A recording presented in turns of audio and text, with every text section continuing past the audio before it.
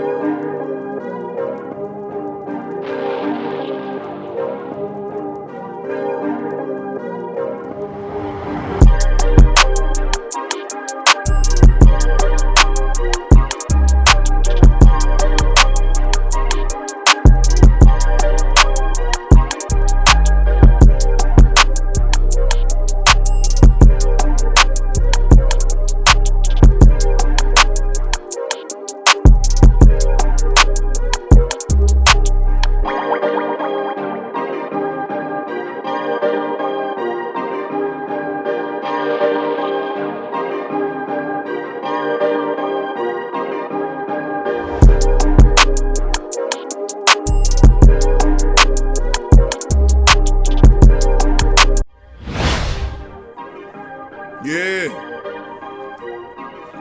Well, all right. Like you always say, welcome, welcome, welcome. Number one sports talking D. We ain't like the Falcons, we won't blow the lead. Look, all we talk is who that, who got cut and who back. Rookies and the vets, players you should look at. It's the sports coma, you don't wanna miss it.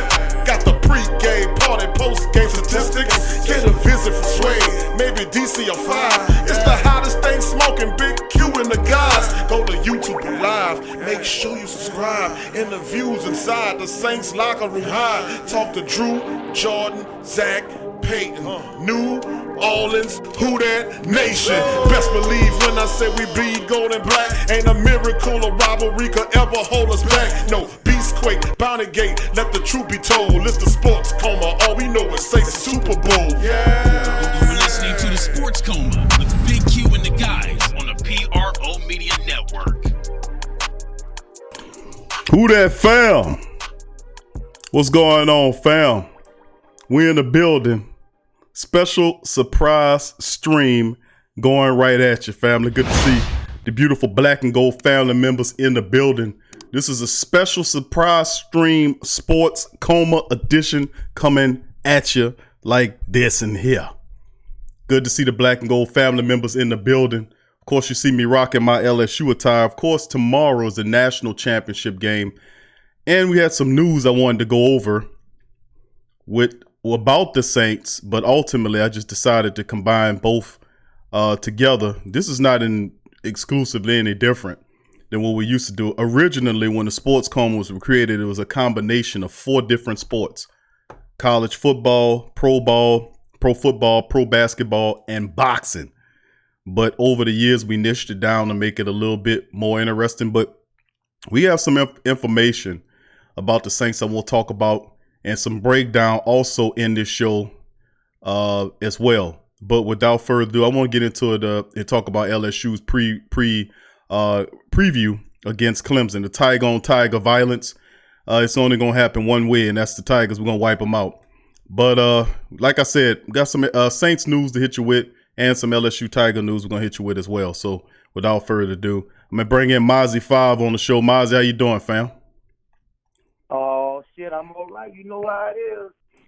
And Mozzie, man, just to let people know who listen to the Tough Tiger Talk, he is our key contributor on the Tough Tiger Talk show, and he brings it all, man. But a diehard black and gold man, as well as a diehard purple and gold man. You know, we are both the same. But just to give the family members a shout out, glad to have them on the show. Big ups to Scoob, Verlin, who that to you, Tramal. Good to see you, Tramal. Kyle Davis, who that to you, Kyle. See your family. Tyra, good to see you, Tyra. Big ups to you. Tramal says Sean Payton made me mad today talking all that BS on TV. I told you, I mean, didn't I tell you all about that, man? Y'all gonna listen to me one of these days. I promise you will. Sean Payton sat up there and was a world-class buffoon and joke. Only thing he was missing was clown makeup, and he would have been a perfect clown. You could throw him right back of the small car and with some floppy shoes. Mix him, throw him right. I was about to drive down there on airline and get him a glass of water in the stool. That's all he was missing. Oh my goodness, totally terrible. Yeah. But big ups to the rest of the family members. Kevin, I see you. Sean D, who that to you as well. Revolt Control, he said the hardest working man in YouTube sports. Thank you, Revolt. Who that? Verlin and all the family, good to see you. Let's go LSU, says Kevin. Big ups to Kev and the rest of the family. Sean D. Who that? 504 boy. Who that to your family? I see you. Tyra says, who that for life? Thank you, Tyra. And all the family members. Tavon Smith, who that to your fam? Good to see you in the chat as well. Dada, good to see you there, Dada. Big ups to your fam. Kyle says Sean Payton was a guest analyst on Sunday Countdown. He has to feel embarrassed. Last year was Drew Brees up there looking crazy. And how you know, my thing is that just go to show you. And you know, and I hit it pretty hard yesterday, the day before that, with the shows. But could you get up on there after having a crushing loss like that, and it's been a week, and get up on there and then talk about football, somebody else's football? And you ain't taking care of business of your own business. I mean, how that makes sense? Almost make me think that he part actor too. You know, how much other you fake in the front of? How you gonna sit up here and talk about what somebody need to do? How hypocritical and stupid and foolish is that? For you to sit up there and talk about what somebody else need to do, and your garbage ass just coming off a loss when you didn't even run the ball. And then, you know, that's some of the stuff we're gonna talk about too in the show today. Go ahead, Fab. What you about to say?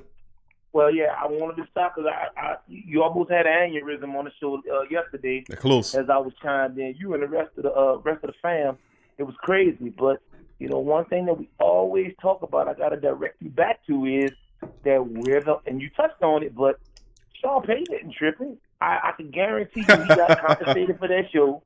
I can guarantee you he cashing checks every Friday. So at the end of the day, we look at it, as you said, we look at it as fans totally different than they look at it. They're getting paid. They don't care. Desire to win. Right.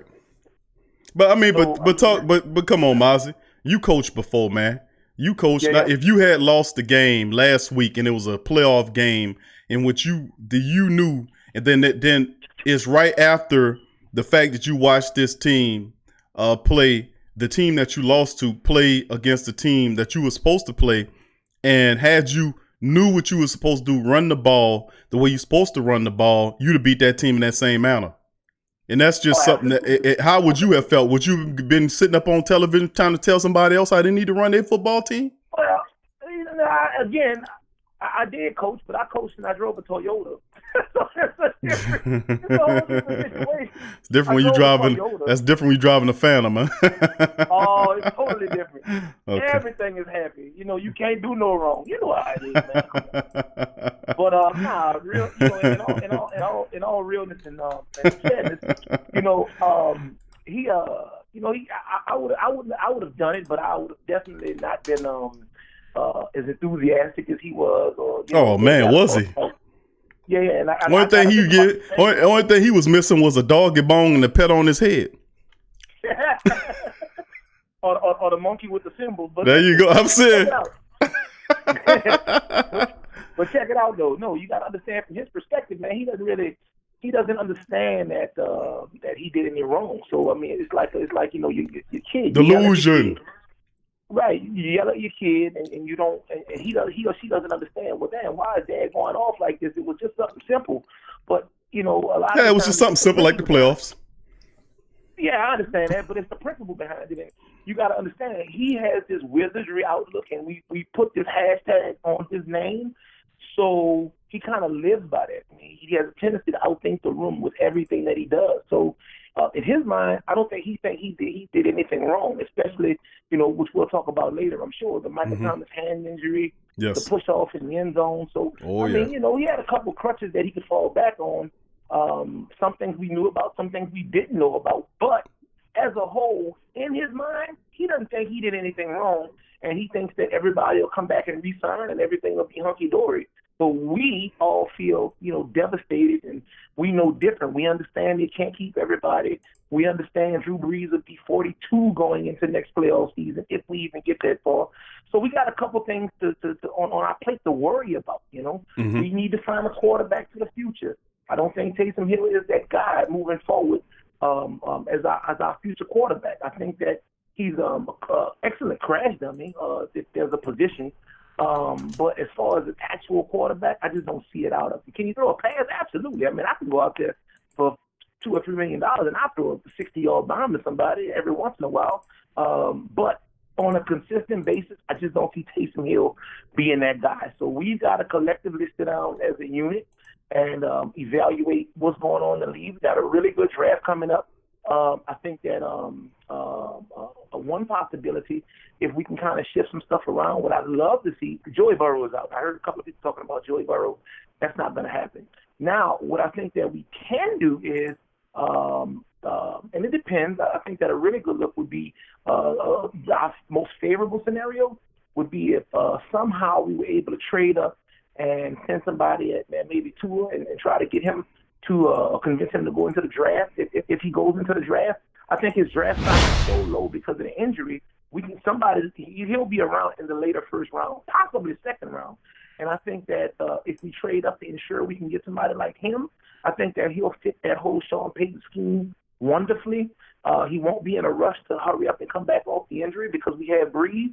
And upon Breeze's retirement, I think that if we can get somebody like Tua in there, I think that it'll go a long way. Yeah, you got a point there, Five, and that's basically what it, you know, I actually agree with that. I mean, but I don't think we'll end up getting him, neither of those guys. Perhaps further down, maybe the third or fourth guy, but they're looking at possibly 3 or 4 guys falling off the mat, to be real with you, to get that. But I think Jalen Hurts is probably one of the guys that a lot of people have seen on mock drafts and that the Saints might go and do because he has the skill set that we know Sean Payton's interested in, to be quite honest with you. Right. But anyway, just to let the family members know what we're doing today on the Sports Coma. We're going to be breaking that down, man. We're going to go over, we're kind of doing a combined, this is a surprise stream, of course, to the family members out there. I know the family members are probably watching football and chilling with the family. And I thought, man, let's just go ahead and holler at the family. Me and my Ozzy about to do a Tough Tiger Talk show. But instead, I said, you know what, I got some Saints news. So let's just combine everything. We come and hit the family with it. And I think the family would appreciate it as well. So big ups to the family members. We'll be able to get their comments, questions as well in the chat. And later on, we'll open up the phone lines for both LSU and Saint related questions in this live stream. We're going to be here for like at least 2 hours, busting and keeping that real with the family. So before we get into our topics, a discussion today, I'd like to give a big shout out to the rest of the family members joining the live stream. Let's see. I called out Revolt Control Radio, Tramal, Tyvon Smith. He said the Titans really tighten up, upset Tom Brady and upset the Ravens. Much love have to be getting to the Titans and some of our Titan brethren that have been trolling us on this show over the last several weeks since we handled the Titans. And I'm starting to think, I was having questions in my mind whether or not we could do anything with the Titans if that guy had played in that game. If the big running back would have played in that game. I mean, they can't stop that brute. I mean, that guy is awesome. And see, and I'm thinking to myself, that's what happened when you give a big back like that a head of steam. Well, he was the top rusher in the league. But give him the ball and have a defense. Run the ball behind your running back, your power game. And that's how the Pittsburgh Steelers used to do it. Power the ball down your throat. And they have good defense, opportunistic. And a quarterback that don't turn the ball over, and they have decent weapons around too. Very athletic team, and they've proven it. They've taken down two really good teams in the playoffs, man. And they were supposed to be one and done, and nobody gave them much chance. So much respect has to be given to the tighten up family members that come on this show, and they were very happy. They just was a little too ecstatic, and they got kind of slam dance. My heavy-handed moderators took them down a peg of 3. But Tyvon Smith, big ups to you and the rest of the family. Kyle Dave says they send in Drew's contract to be a sports analyst. Travis Johnson, who that to your family? I see you. Verlin, I see your family. I see what up. Sean C, who that? Sean, good to see your family in the building as well. Tramal said, damn cute, a clown car. Yeah, no doubt. Just give him, you look at Sean Payton, put some makeup on his face with the lipstick and a big red nose and put the wig, like the fluffy yellow, like the Saint Clown that we had. You know the Saint Clown, the one that grabbed Jimmy Graham's ass. Remember him, that little dude? Dress him up just like that dude and give him a clipboard and you be Coach Clown. That's all you need right there. Let's see. Sean D says a little Tennessee understands how to run the ball and play defense. Big ups to them on top of that. Sydney Cox, who that to you, and the rest of the family members chiming in as well. So it's good to see the family members as Mo getting to the live stream. Please feel free, family, to hit the like button if you hadn't already done so. Please hit the like button as it helps out the show upon coming upon the show.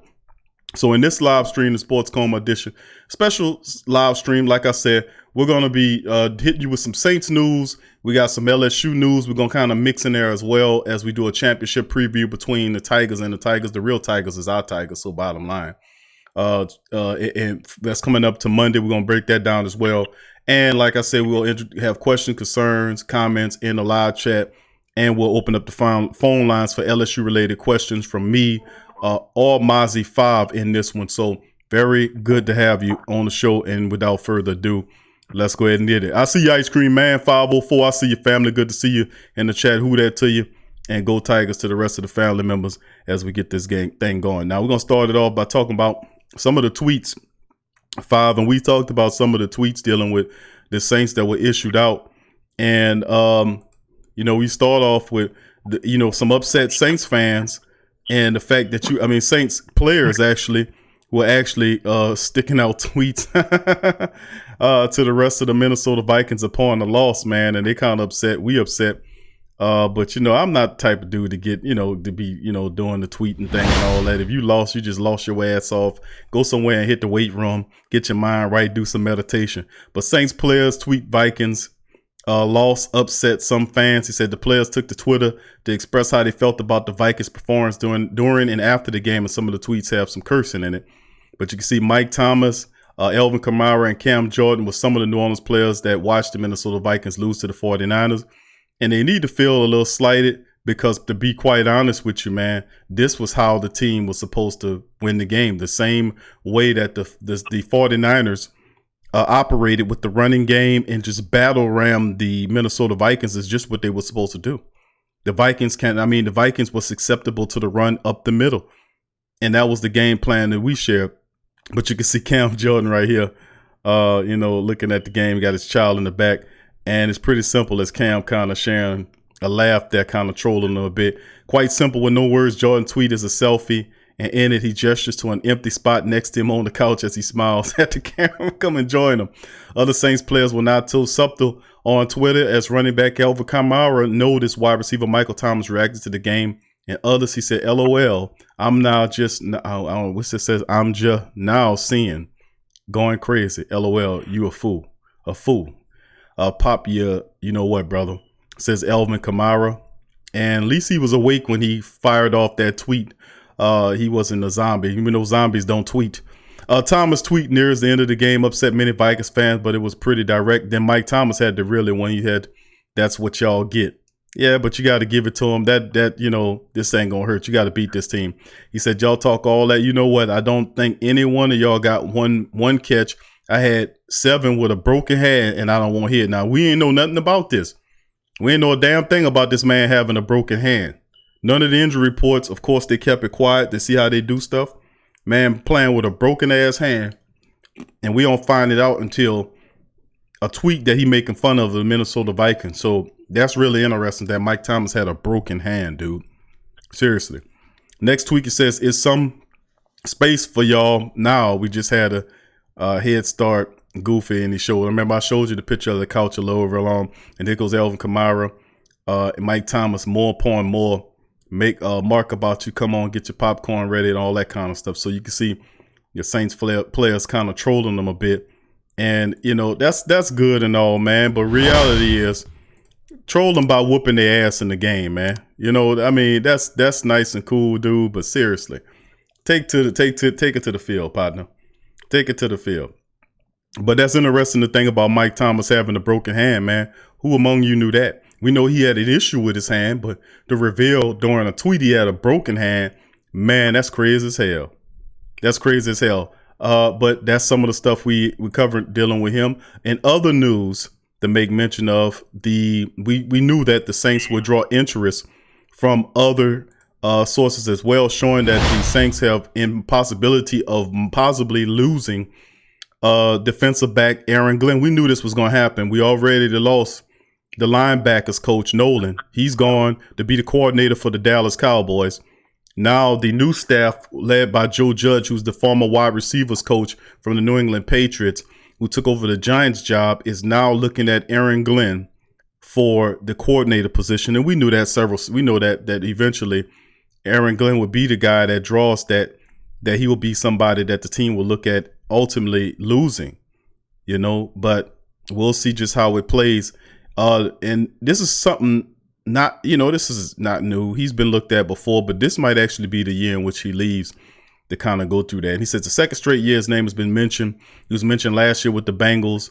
And he said members of the Saints secondary often raved about Glenn and how he impacted the secondary. The Giants also requested permission to talk to the Dolphins coordinator, Patrick Graham. If the Giants were to hire Glenn, it would be the second coach on the Saints staff. Peyton will lose. Of course, we talked about Nolan picking up the defensive coordinator position in Dallas. So that's a pretty interesting call as well. So some of our coaches vacating on the defensive side of the ball. That's pretty unique.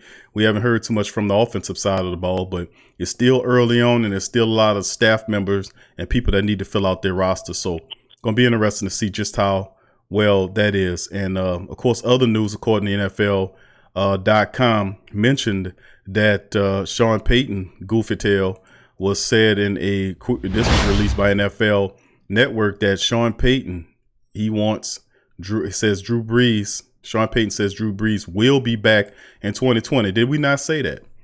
Did we not talk up on his show and talk about him going? And then we sit up here and said pretty much it's what it is, that we know for certainty that Drew Brees isn't going anywhere. He's not going to go anywhere. He's not going to go anywhere. He's not going to go anywhere. But they already knew that. And that could have been told to you. And like we told you, we said he ain't going nowhere. And Taysom Hill will be back too. The guy that probably won't be back is Teddy Bridgewater. We said that as well. Sitting down at the appearance on NFL's postseason countdown, Peyton was asked if to see Brees taking a seat in the TV booth in 2020. In other words, return. He says, no, I see him on the field this upcoming season, Peyton said. And he knew that all the time. He knew that when the season ended that he was going to come back. Peyton clarified that he believes Brees will return to the Saints and is likely to speak with his longtime QB on Monday. Cut it out, man. Cut it out. You talked to the man already, fool. Just tell the people the truth. You know that the man coming back. How you gonna have? Well, no, he's not. And then I believe. Get out of here with that. Get out of here. He know he's coming back. He said, at least it's fine. That bodes well for the future as the Saints fans and record books are concerned. How does it bode well for the future? The man 41, man. You know, he's a 41-year-old quarterback, and we don't have an heir apparent. People keep telling me Taysom Hill. The only thing I see is a wide receiver, a tight end, a special teams guy, and a running back. That's all I see. I don't see a quarterback there. It's just reality. Every now and again, he might throw the ball, but I'm telling you, these plays is hurting him as long as he's not participating as a quarterback.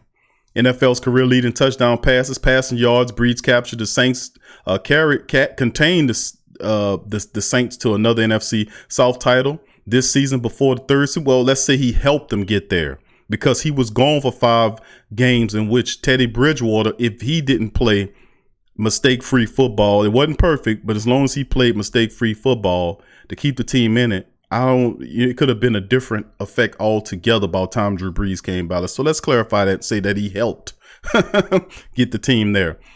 And then in the NFC title the season before, the 3rd-seeded Saints were upset by the 6th-seeded Vikings. That upset is an understatement as far as I'm concerned. Brees turns 41 on Wednesday, led the NFL with completion at 74.3. His past season, he had just under 3,000 yards and passing, 27 touchdowns, 11 games. He missed 5 with that thumb injury, and he still made the Pro Bowl.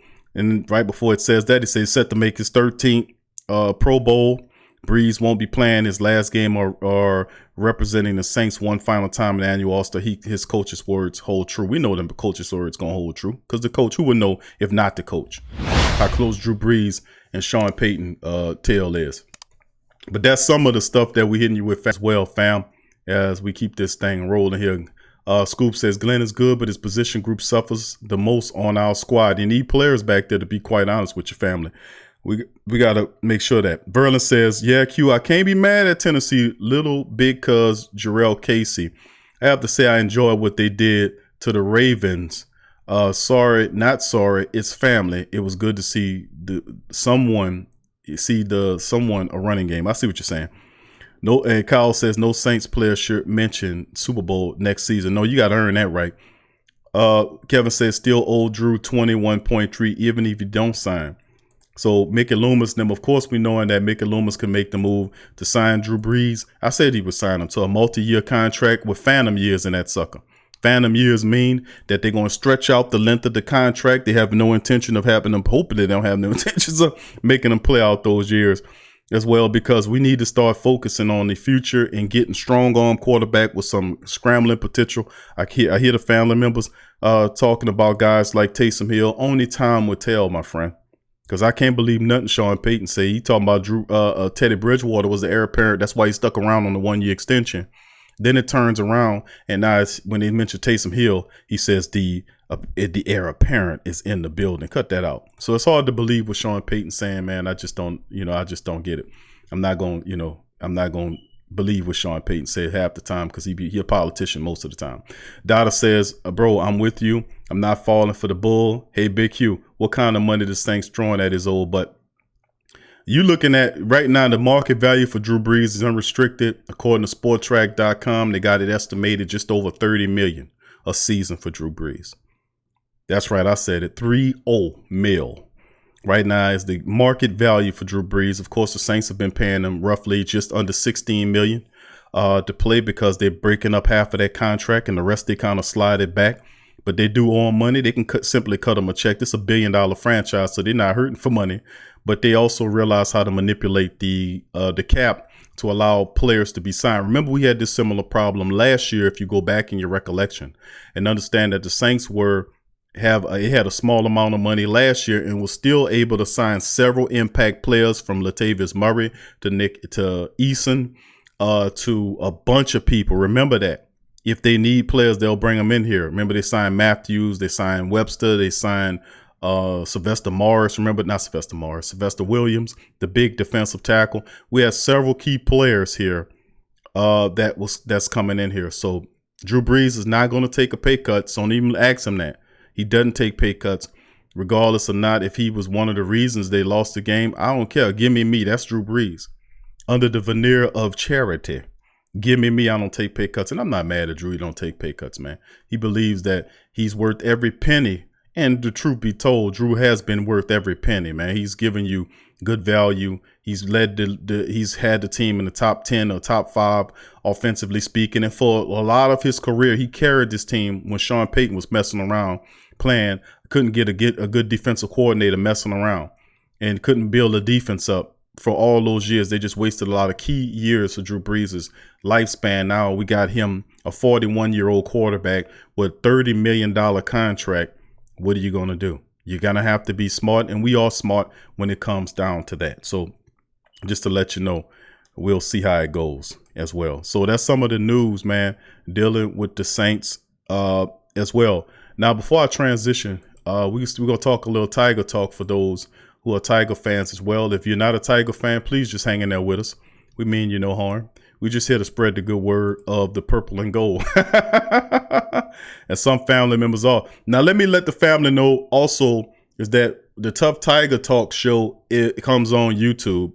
We have it on YouTube. That's another channel for the PRO Media Network. YouTube, you can put it in the search box. Tough Tiger Talk. Go there, subscribe to listen to the Tigers. We'll be doing a recap of that as well. I don't know. I'm not sure if we'll do it on this channel or if we'll do it on the Tough Tiger Talk channel. But anyway, just subscribe to both. Why not? It's free. Hit the like button, family, as we keep going. Hit the subscribe button. If you're not a subscriber, hit the subscribe button. Hit the notification button as well. Now, Mozzie, coming to you, my friend. You heard me mention a lot of the tweets and a lot of information dealing with the Saints, the tweets, Sean Payton. And, of course, I want to talk before I transition to LSU. I want to talk about the game in which the 49ers were able to employ the game plan that the Saints should have used that we talked about on this show to win the game, and watching how that plays, and how the Tennessee Titans very well have used the running game with a back similar to Latavius Murray, just battle ramming a very good Baltimore Raven team in the ground. And they have moved on to the NFC Championship game, AFC Championship game, due to a running game, defense, and the quarterback that turned it over. So with all those topics said, my friend, what do you think about some of that? Well, I think I'll tackle the Ravens first. First off, shout out to Tennessee. Nobody gave them a chance. And I do feel a lot better about a somewhat close game versus them, because I was a little bit worried at first. But I think that change up from Mariota over to Tannehill, I think that was masterful, because you got Tannehill, who is the reloaded version of the traditional quarterback who wins championships or has success by being a game manager. He doesn't turn the ball over. He doesn't have many mistakes. He's got a lot more weapons than he had in Miami. Obviously, his Miami days, between injuries and just lackluster drafting and players, was just a dumpster fire. And they held him for it. I mean, they held him responsible for it. Eventually, they chased him out of town with the pitchforks and the rakes and the torches. They came and ran him out of Miami. He landed up in Tennessee. And with the Mariota switch up, I think that worked out for him. Derrick Henry is a beast. He's an absolute monster. You're talking, 6'3", 6'4", 230 pounds. 1 or 2% body fat at the most. Is an absolute man, like a titan. Like, he plays for the right team. I mean, he looks like an Avenger, bro. So, I mean, this is football, and I think that Lamar Jackson and the Baltimore Ravens understand that a lot better now. This is not basketball where you got a 7-game series, of which I don't think they would have lost, but this is a one-and-done situation in football. So it really hurts to have a bad game this deep into the season when you played masterfully all season long. He'll definitely be the MVP of the league, but he just had a bad game, and he had a couple turnovers. Couldn't get anything going offensively through the passing or run game, and it showed. And they have an awesome running game too, and they didn't utilize in their running game. If it wasn't Mark Ingram, it was definitely on the hands of the quarterback to do what he had to do. So it was a real tough break for him. But moving along from that, what was the second topic we were discussing? The Saints, as far as Drew Brees and the amount of money that he owed at his age. I think that he's worth every penny. We knew this was coming, and all of us as fans were pushing for the $100 million man at the time of the signing. I mean, nobody saw this hypothetical scenario where we be, 3 years into that contract, 2 years, 3 years into that contract, and we've lost 3 consecutive times in the playoffs in the postseason. First 2 times, obviously, were not our fault. But this last time, it definitely sits right on top of our shoulders. Minnesota came in and beat our ass and went out to San Francisco, and they went out to San Francisco and in turn beat their ass. But San Francisco and the Saints are mirror teams. And we have a much better quarterback, so we should have easily done the same thing that the San Francisco 49ers did to the Minnesota Vikings. We just chose not to because we went with a pretty vanilla team until it was time not to go with a vanilla team, and we had to. It was simple and basic, and then we got all of these trick plays. Fake punt, the missed field. I mean, it was just a bunch of stuff, man, that didn't bounce our way. So, I mean, although we ultimately got to put it on Sean Payton's shoulders, the defense didn't step up. They didn't play. And they didn't come to do what they had to do. And Sean Payton had a few cute calls that wind up biting us in our ass in the end. And Drew Brees did have a lackluster performance, but. In their defense, if the claim of Michael Thomas having a broken hand is true, Drew Brees' number 1 target is going to be Michael Thomas, baby, and that's what it is. So, his eyes had to be big as golf balls when he went back to the other and said, hey, Drew, guess what? I think my shit's busted. And, I mean, Drew probably was like, what do you mean? And, that obviously is going to affect the flow of the game. When you game plan, for most of your passing plays to be the one individual, he's got a broken hand. But, that's to the chagrin of the Saints because we should have drafted better than somebody else who's got to step up, period. And Michael Thomas should have either excused himself from the game and gotten himself wrapped up or together and almost forced somebody else to step up because at that point with a broken hand, you become a hindrance because you're in that number 1 slot that somebody else could have taken and Drew Brees could have kind of got a rhythm going with that person. Shit, Taysom does it. You could have stuck Taysom in that position and let him be the number 1. It's not like, he doesn't have the speed, nor the hands. I mean, and he knows the play. So maybe he could have went over there and done it. I just think that was a pride thing. I think it was an awful move not to excuse Michael Thomas out of that game to get himself together. I understand he was excited. I understand all of that. But our job at that point was to win the game by any means necessary. And that's what we should have done. And that's where coaches come in. You can ask Coach O. Coach O doesn't have anything to do with the success of the Tigers, except the recruiting part of it and the rah-rah part of it, keeping everybody in the game. It's a coordinator-driven situation. So you have got to, Sean Payton as the head coach, he's got to step in and say, hey, man, I got to sit you down, brother. You got a broken hand. You're going to hinder us more than help us. Let's get Taysom, let's get Ted again, or let's get somebody else in the spot and get you out of there because we got other productive guys on the sideline. Not to say he wasn't productive, but, with Drew Brees definitely couldn't do some of the things that he wanted to do with him in the game with a broken hand. Yeah, you're absolutely right. I mean, you look at some of the information. I was showing while you was breaking it down. I was showing some information pertaining to the Saints contract. What the market value is for Drew Brees estimated at 35. I was generous. It's saying calculated market values for Drew 36.5. Teddy Bridgewater at $20 million a season. Alvin Kamara estimated at $15.5 million a season. So a lot of money. And of course, we know what kind of agent that he's now that he's taking with the addition of Rich Paul as his agent. You know how they gonna come with it. But the market value, man, I'm just telling you how it is. The market value of our players, and especially, it's just $20 million for Teddy, 15 for Kamara. I'm gonna see about Marshawn Lattimore. I'm looking him up right now because I'm interested to see where he stands. But that's a lot of money, and the Saints gonna have to find a way to kind of address it because you won't want some of these guys to kind of walk out the door and you help develop them into something. You don't want to lose your key talent unless the guy wants to leave, but I don't think he wants to go anywhere. If it's me, honestly, I'm gonna just be honest with you. You gotta kind of bite the bullet with Drew. I think Drew is an awesome piece to keep in the play. I think where our value really lies at this point is Kamara. I'm not sure if he's restricted or unrestricted, but I mean, I think our value lies in Kamara. If he's restricted, I think we can shop him out, but I just don't think he's happy this city isn't appealing to him at all. He's from Atlanta. He spends a lot of time in Atlanta.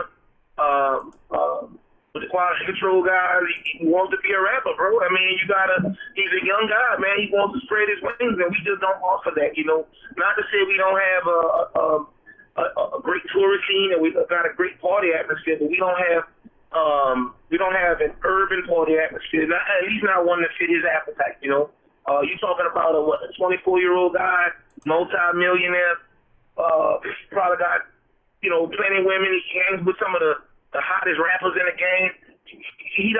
This doesn't suit him.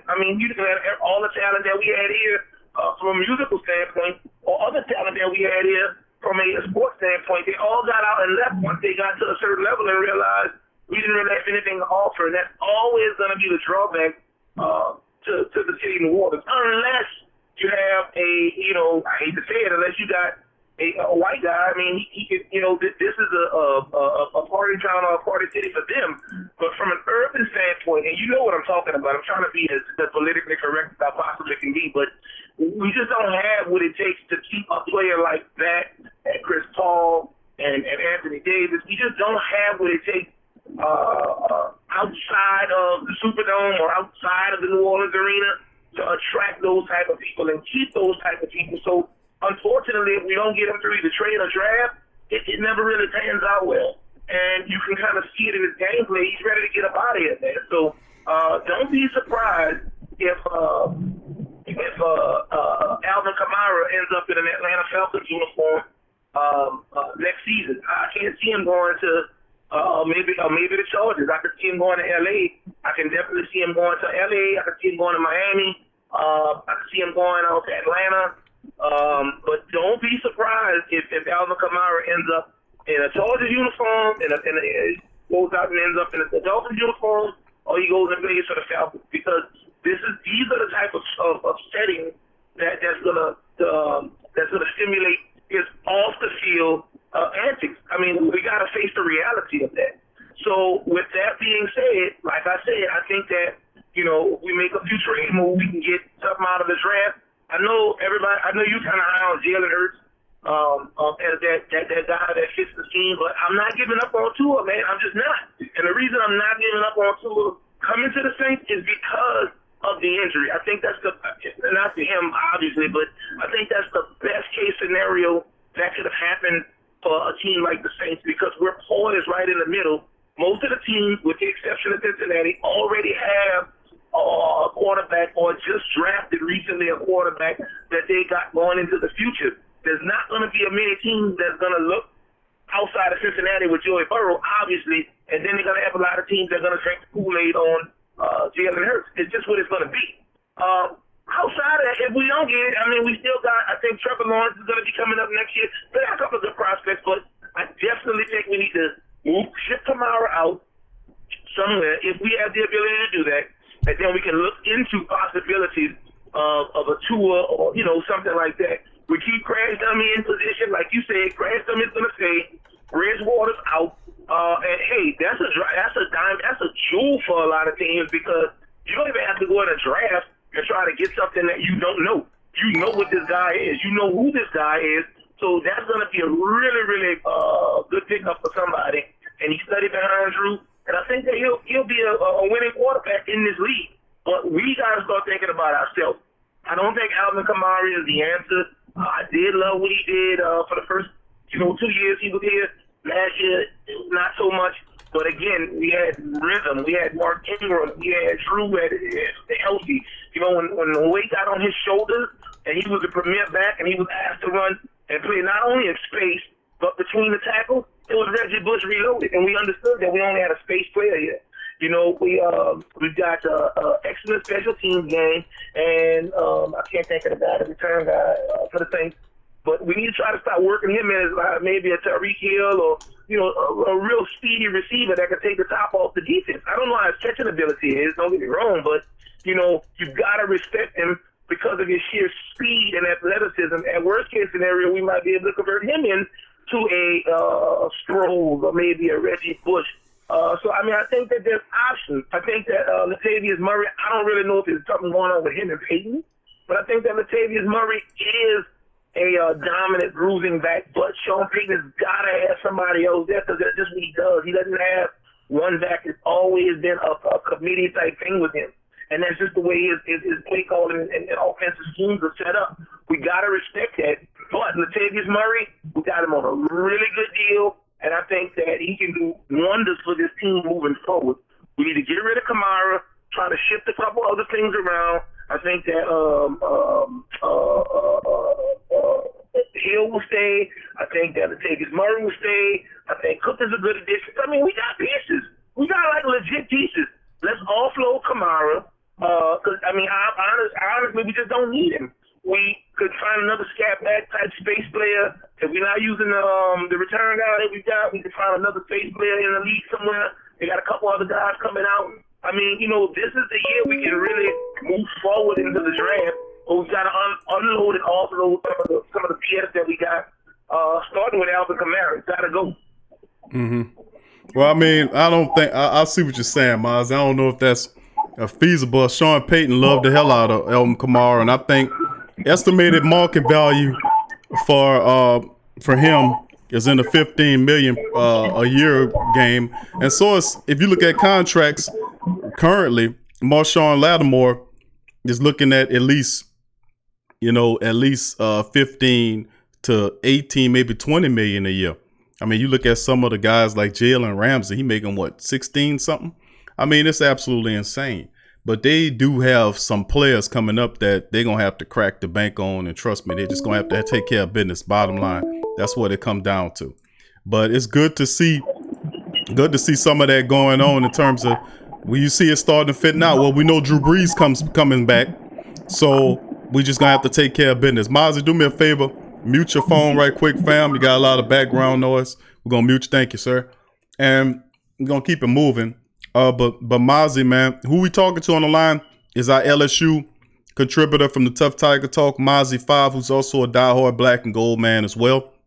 He is on the line. Mozzie 5 joining us for this special surprise live stream to the family members as we come in and deliver some Saints news and some breakdown on some of the contracts coming up.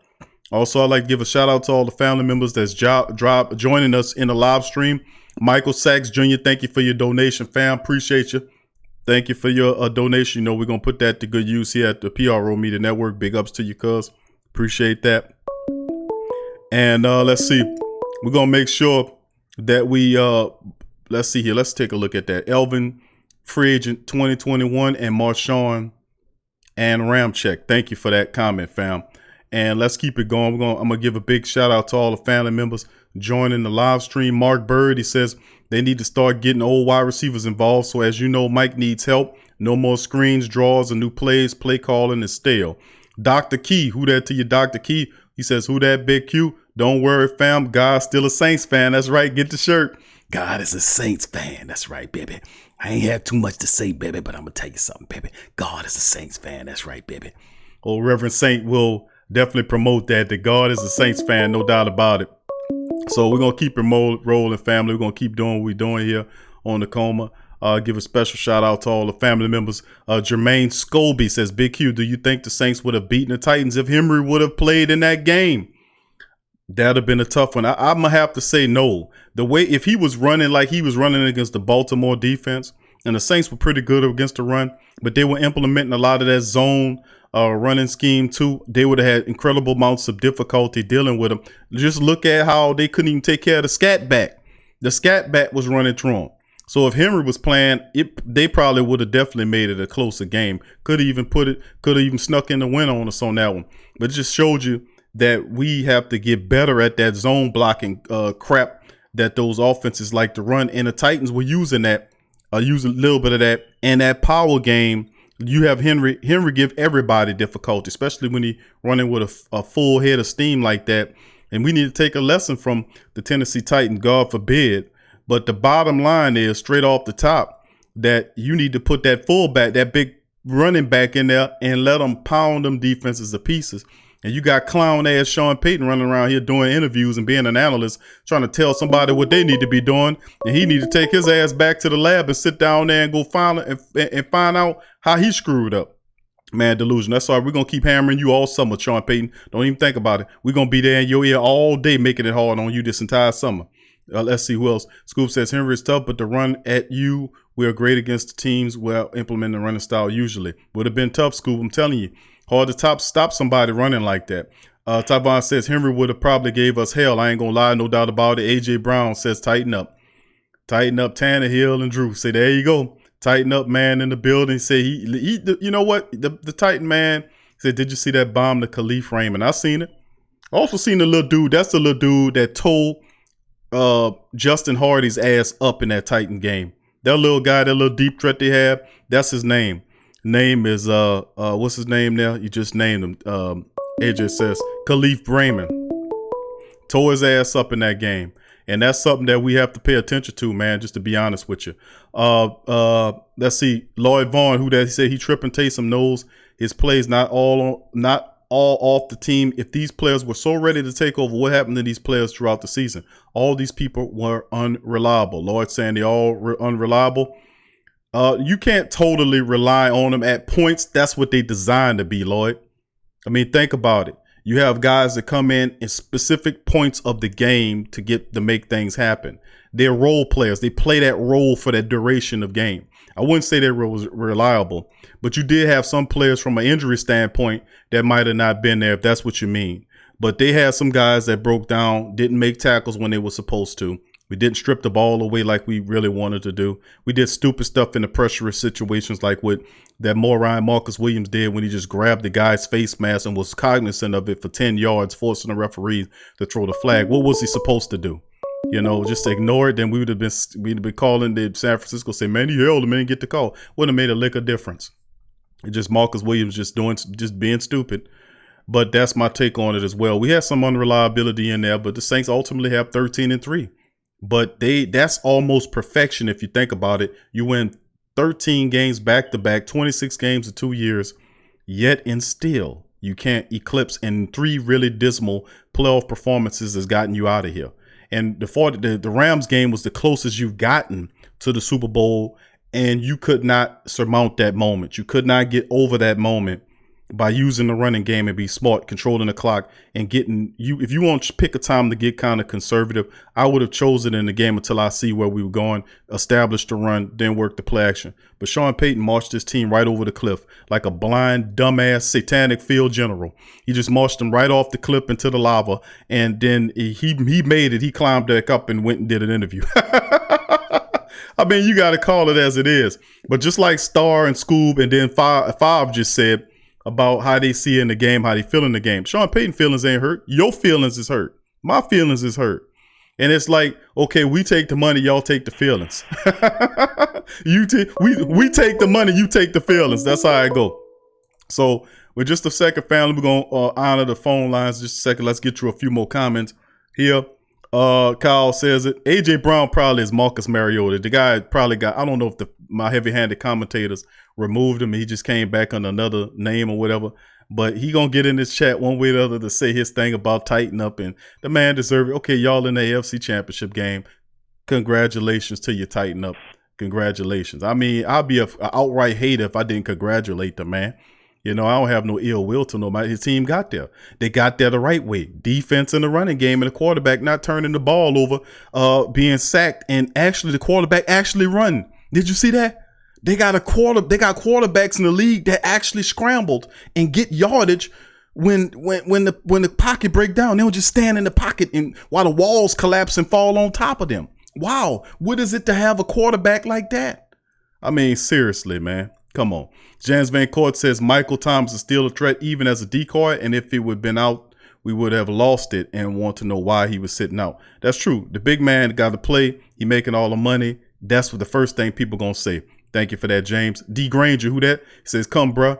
Come, bruh. Now y'all going way off. Kamara was just fine. Not a man just want to party with more black people. Bro, listen. That we ain't making that up. Remember, I said that. I talked about him. He does like to party in the city. He was partying during the season. He was going out there. He was hanging with the rappers. You know what the rappers do. Come on, man. Let's not put blinders on here. During the season, you got to focus on what you're doing. You playing football.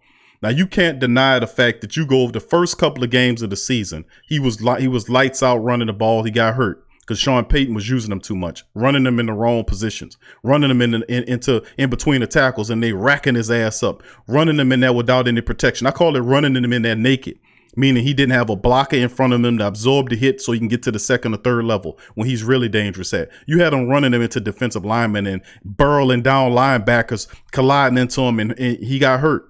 And I kept saying that dumbass Peyton, switch it up. Run, you put Latavius Murray, that's your run in between tackle. Kamara is the space guy.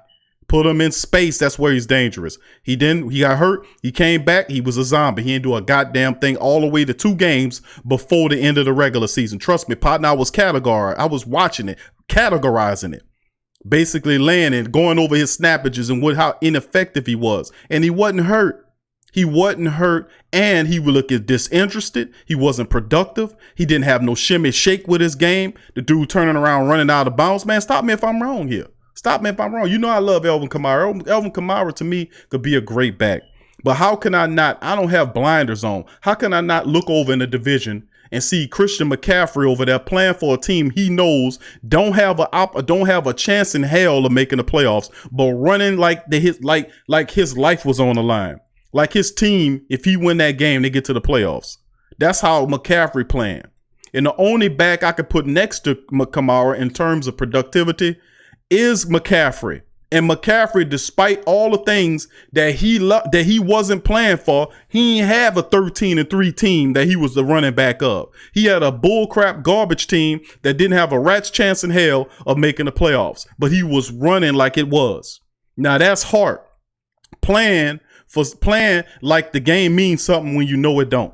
That's hard. That's what we classify as hard. But your boy didn't do that. Turn around running out of the sidelines and all that. What was that?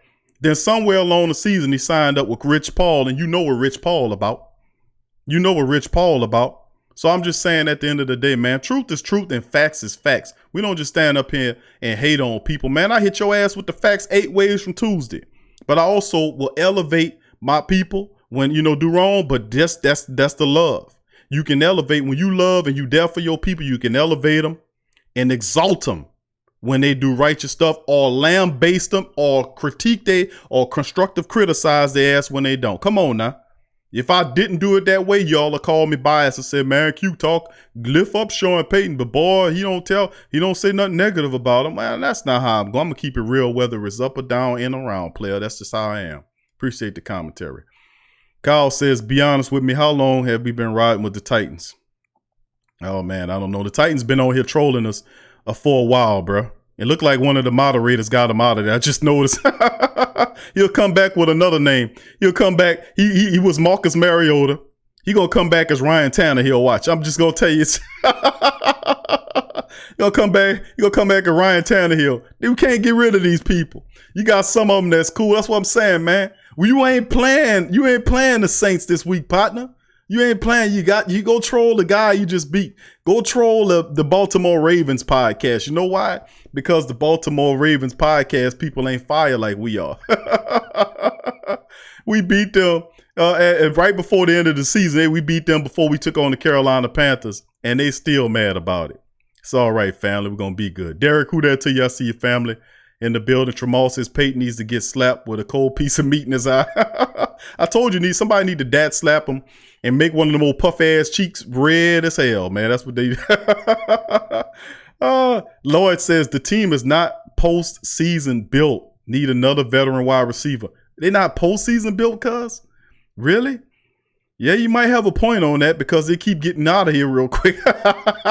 13-3, they regular season built like a mug. I ain't gonna tell you, 26 wins in 2 seasons is pretty damn good. So, Lloyd, you got a point on that. So you need another veteran wide receiver, young linebacker that can run and hit, a free safety, and shore up the guard play with a draft pick and a veteran. That seemed like something you can take care of in 1 season. That sounds like a very good free agent signing period along with a good draft. That'll get you ready. So that I agree with you on that, Lloyd. Thank you. Dada says, man, you tripping today. But I agree. Peyton needs to get slapped in his eyes with a piece. Scoop says Uncle Paul might be right. The NFL trying to run it back 100 years later with KC and Green Bay. Listen, They got a guy, man, he's saying the same thing. And there's books on this, man. We know about the NFL is designated as a sports entertainment league, which I use the WWF as, knowing that when they changed the name, the designation on the WWF, it's not a World Wrestling Federation. It was originally known, but they became the WWE. And people saying that the Wildlife, whatever it was, Federation sued them because they used the same letters. But the truth be told, if you look into the deeper into it, you can find out that they were getting a lot of flack, not just from those people, but from other people's claiming that they're not operating as a wrestling federation or actually wrestling business. They weren't doing the same thing. So the NFL is the same, runs the same thing. The entertainment business, no law, the smoke and the mirrors and the flying over the planes and the smoke bombs and the flashing lights. It's all about the entertainment aspect. They even melt and put their headquarters up in Hollywood, and they love taking celebrities and all these people and mixing them in with the culture, because basically it's the same thing. And they got them up there, and it's just what it is. That would explain a lot about why Sean Payton ain't that mad. He'll take his goddamn money and go do an interview, and you raid as hell. You liable to catch him on the street and literally knock the shit out of him. But I'm telling you, man, it's real. The people might not feel it's real, but people can they can take it and make it real. Trust me, it's all in your mind, man. I'm telling you. Scoop, let's see. Scoop says 5 TDs in 12 minutes. KC got that juice window. Who that window? He says Super Bowl, KC and Green Bay with the Packers winning Super Bowl. That's what I keep hearing. 100 years, we'll know it's scripted like hell. If Green Bay, we know it's scripted as hell is already. If you don't see that the gutless, garbage, bullshit referees, part my French, Spanish, Portuguese, Malaysian, everything, cuneiform, Hebrew, Yiddish, everything. Pardon it, because at the end of the day, if you can't look at the game and see the bull crap in terms of how the referees, and they could talk about manipulation. I've been saying this. The game is controlled through the league, through the referees, and you go back, do some research, and find out the NBA involved in it, and they got now all that stuff, man. I won't get into all that kind of stuff. People done wrote books on the matter, but the reality is that if you play a certain way, you can beat them, man. Because they might try. That's not a science. That's not a guaranteed science. You can still beat that machine. And if you force them to show their hand blatantly, you can tear them all down. See, they playing a game out in front of the world. It's like putting on a stage show in front of everybody and everybody watching it. And the moment you see the bastard behind the curtain with his move, then it brings it all into light, and then everybody up front comes running down. See, they playing a dangerous game is what they playing, but they're intending you to keep your blinders on while they keep running. And they've been blinding your ass for 100 years. And they put out there, they say we've been blinding 100 years of NFL, lying and stealing and blinding your ass for 100 years. Blinding your ass for 100. People say, well, what about referees ain't full time? Because they know but come on, they keep them part time. Keep a leash on them. And most of them trash and stink and rotten filth anyway. They only got a handful of them that actually come out and speak the truth, like the guy John Perry we played on the podcast several shows ago. And I said, man, I got to show you there's at least one or two of them good that's going to speak up out of the team. But you got people out there so caught in the illusion and delusion that they can't see when they breaking the rules. How you change the rule, and then every play, according to your garbage ass rules, that every play is supposed to be reviewed, but you opt out of it at the end of the game on a touchdown and say no need to do it. What? Didn't we just went over last year to do this? That's when you feel like, that's why I said you feel like you're a Titan. See, things happen to Titans and people that think they too big to deal with stuff. And you know who take them down? The little folk. The little folk take your ass down every time. So keep on keeping on. And sooner or later, and I'm going to be sitting right here looking at you, clapping and applauding with thousands or hundreds of thousands of other people that said, yep, ding dong, the witch is dead. The witch is, you know that story. You remember the old Wizard of Oz song? But anyway, fam, let's keep it moving here. We got Mozzie 5, man, chiming in on the podcast, on the broadcast live. Special live stream to the family members, man. I know it's a day some family members watching football, but I'm going to surprise your ass. I told you, hit that like button. Brandon, good to see you there, Brandon. He said NFL get them Saints out early. That's right. And it was blatant. They gave him a touchdown. They didn't even penetrate the goal. How that work? Then they paused for a second. Then they threw it. Then you went and looked at it. And man, never pierced the goal. What'd they do?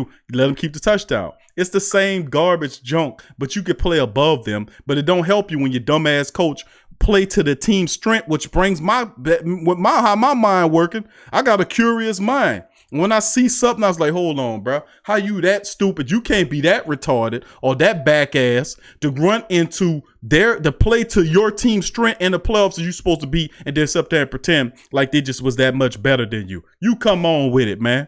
My mind started to clicking and wondering. I started looking at you different. I started analyzing you and started looking at your ass different when I started noticing stuff like that. Don't play with my intelligence because I know what I'm looking at. How do you play to the strength of your opponent as opposed to manipulate and take advantage of his weakness? Look what the San Francisco 49ers did to that same team that you had in the Dome a week prior.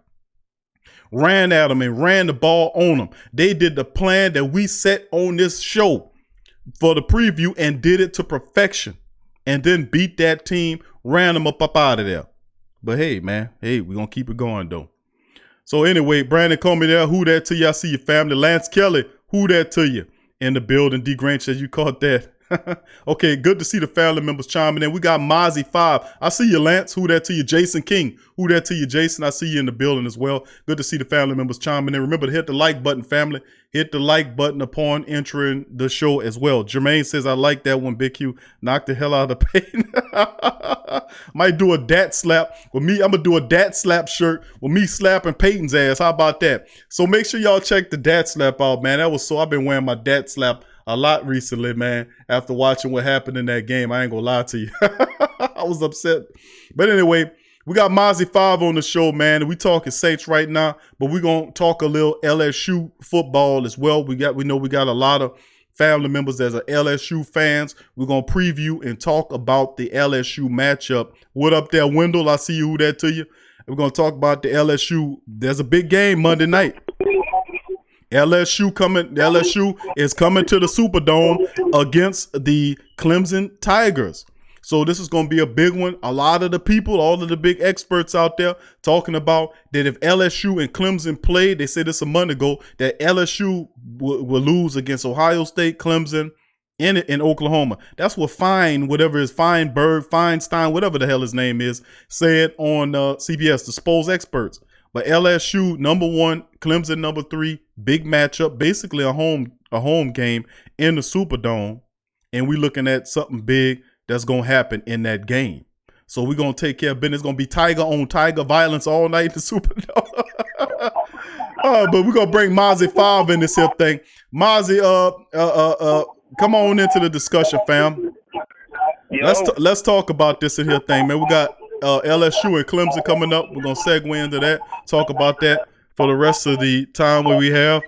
14-0 LSU here matching up. So I'm gonna run the TSC matchup. Give me a second. I'm gonna run the matchup here so we can run the matchup and talk about exactly what's going on here. But in the matchup, in the TSC matchup, brought to you by the Pro Shop. LSU 14-0, number 1 in the country against the number 3 Clemson Tigers, 14-0.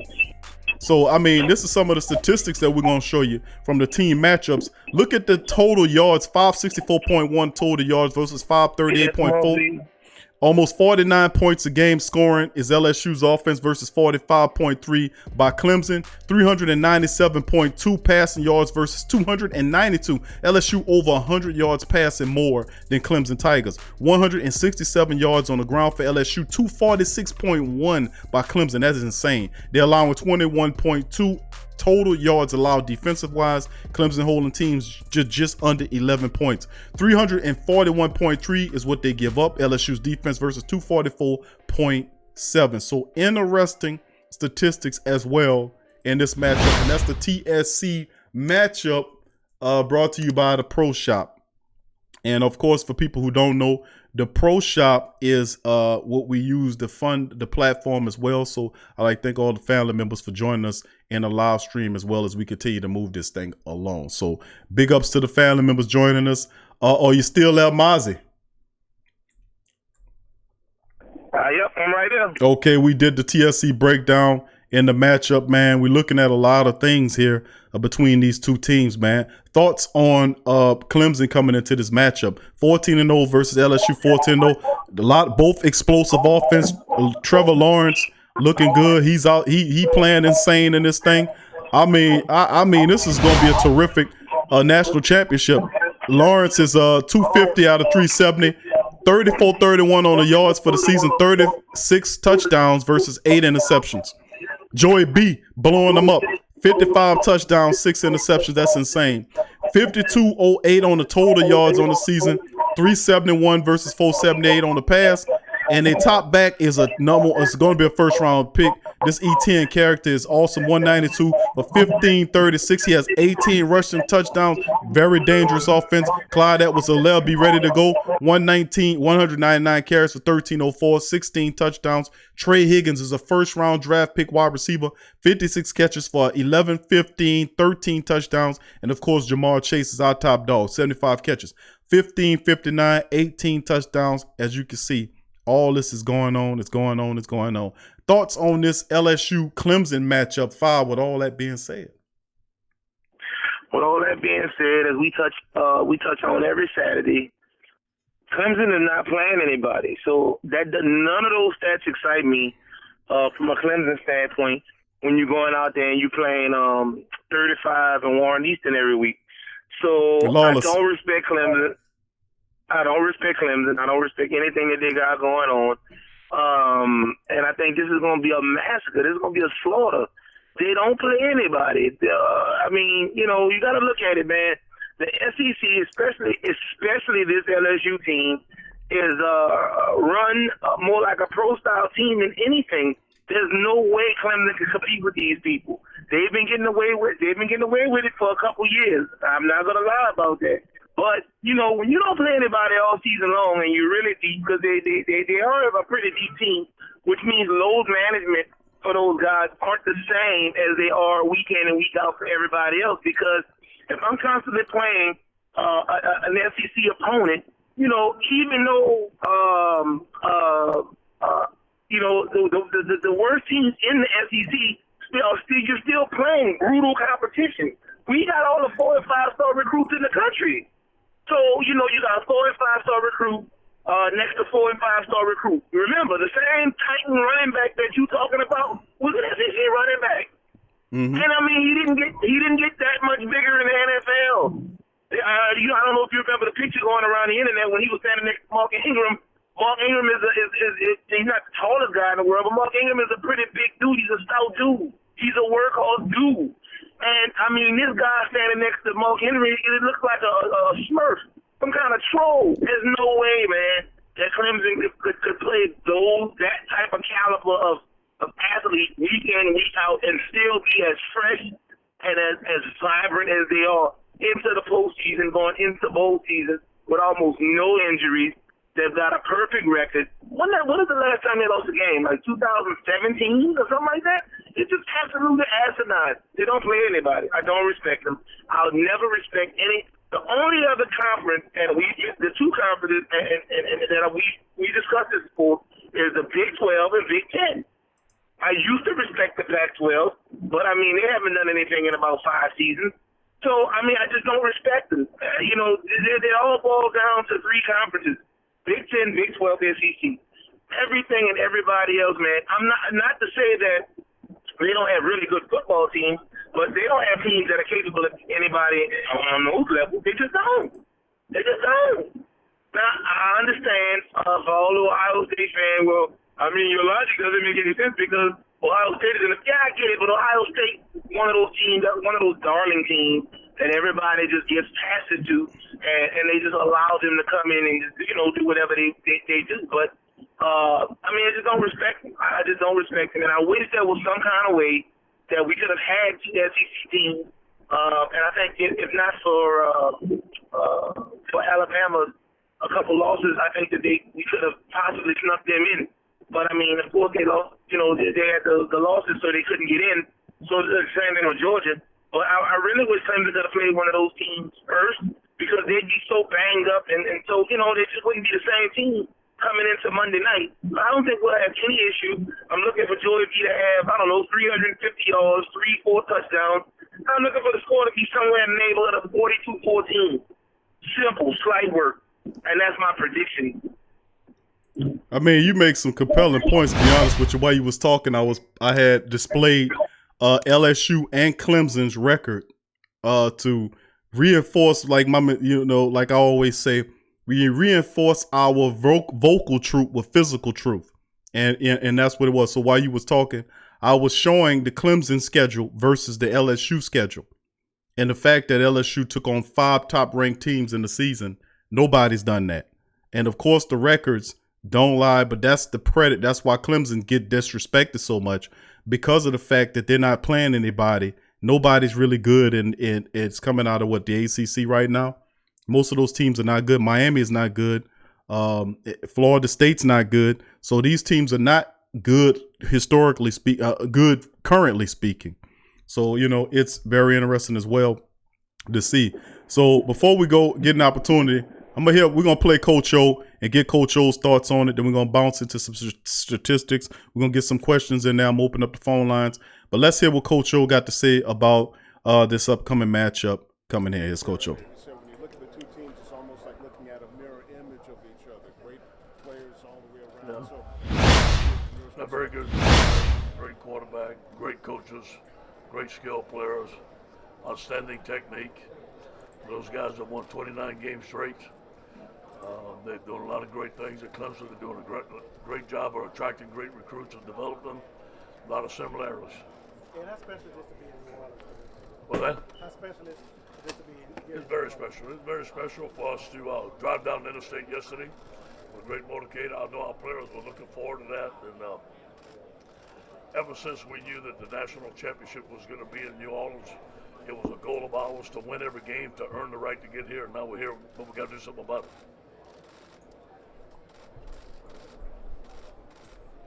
Could you have written a better script than No, I couldn't have written it. No, there's no way. And especially to have the football team that we have, to have coaching staff that we have, and have the type of players that we have, and the camaraderie we have at this time, I think that there's no way I couldn't have written a better script. No way.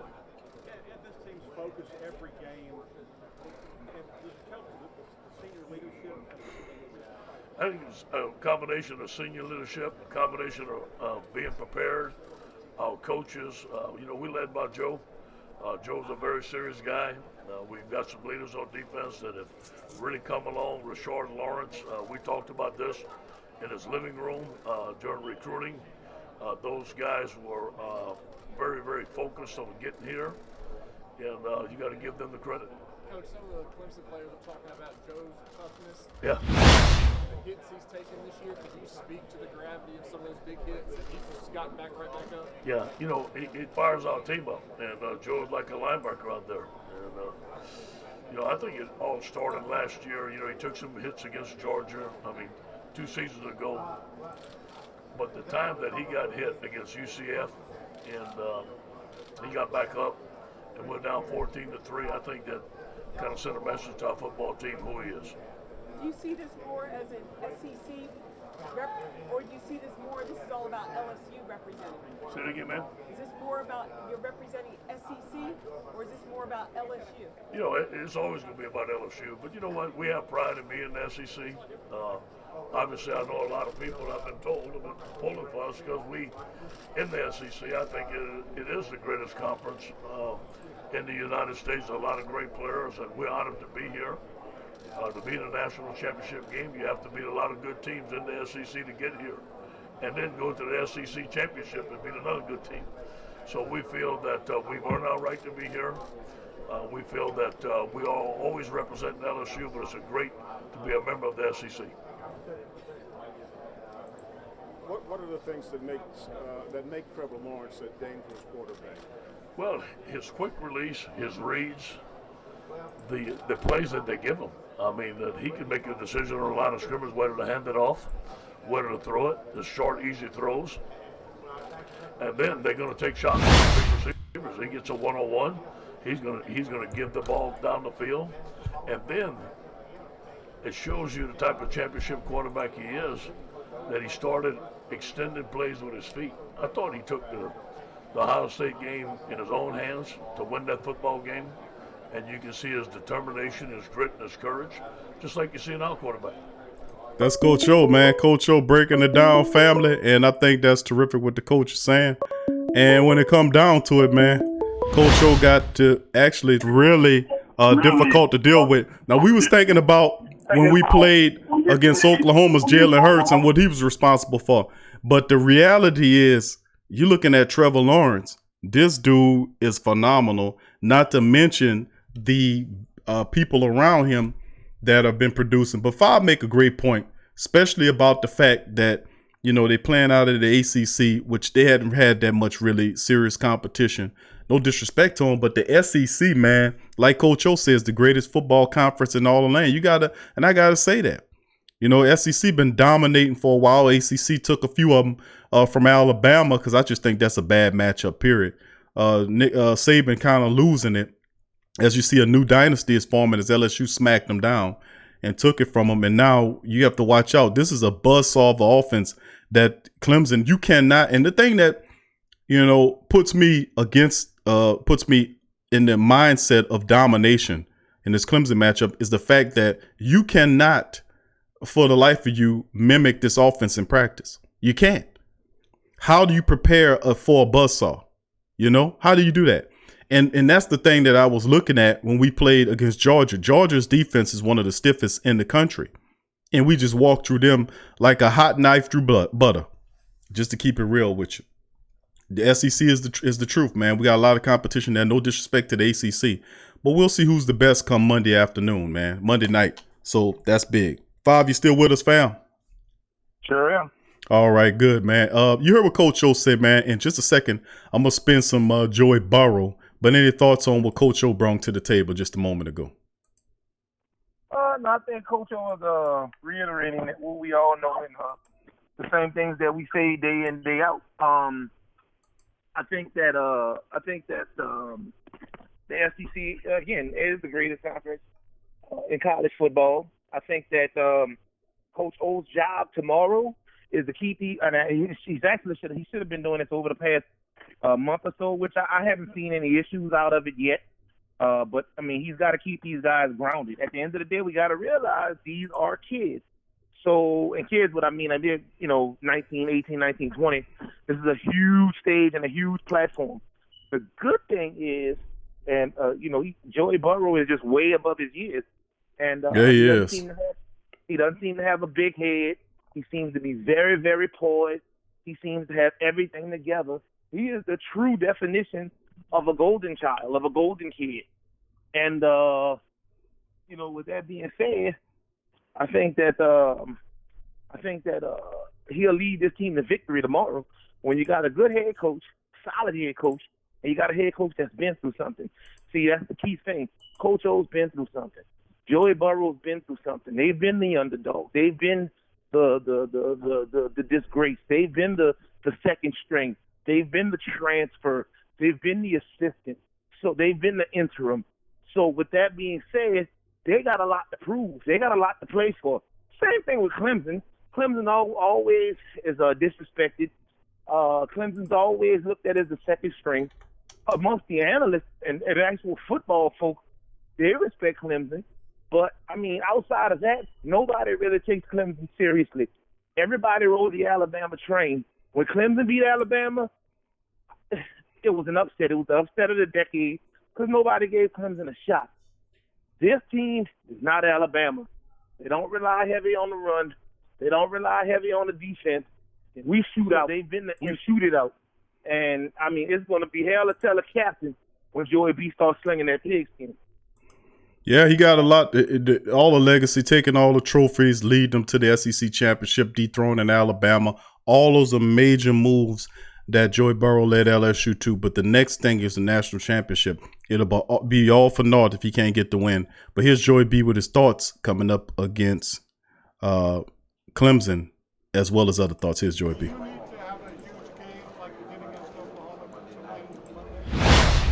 I think, I always just try to play whatever the game calls for. kind of figure that out in the first quarter. If they're scoring a lot, yeah, I'm going to have to go out, throw the ball, throw for a lot of yards, get us down there. But maybe our run game is going, maybe our defense is stopping them, and it's going to be a grinded out kind of game. So you just got to feel it out and try to do whatever the game calls for to win.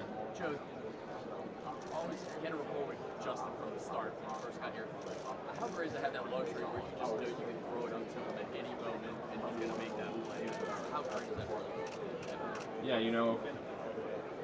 I throw a lot of, for lack of a better word, 50-50 balls up and just let them go make a play. Try to put it in a position that only they can go and get it. And I have 5 guys that make those plays for me.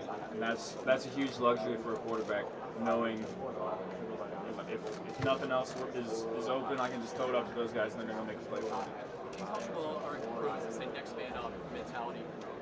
Chris Curry's performance, to me, not used at all during the season. I mean, limited amount of rushes. What does it say about this team that you can plug in a guy here and there, especially on a stage that was that big for Chris? I was so happy for Chris because for most of the season he's been 4th on the depth chart and he's just gone to work every single day. He's been the scout team running back, ran his ass off all year for us.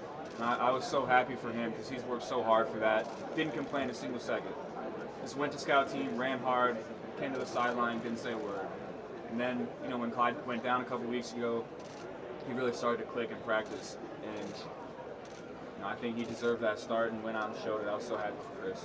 I know Derek's only been with the team for 12 months, but from that Fiesta Bowl workouts last year, are you amazed at his growth so quickly there? I mean, we knew he was going to be a big-time talent, but that quickly, 12 months, to where he's one of the most dominant corners in the college football. Yeah, he's the best I've seen at that age.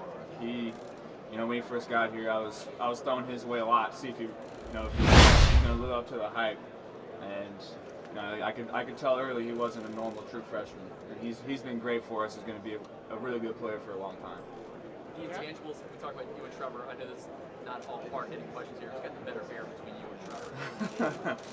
Before I cut my hair, I would have to go with me. But his is flowing right now. I like his. So I know that you're pretty close to Coach O. Has there ever been a time where you didn't understand him with his accent? Oh yeah, all the time. When he gets fired up, I gotta, if he's trying to tell me something, I gotta calm him down for a second so I can understand him because he gets fired up sometimes and it's tough to understand.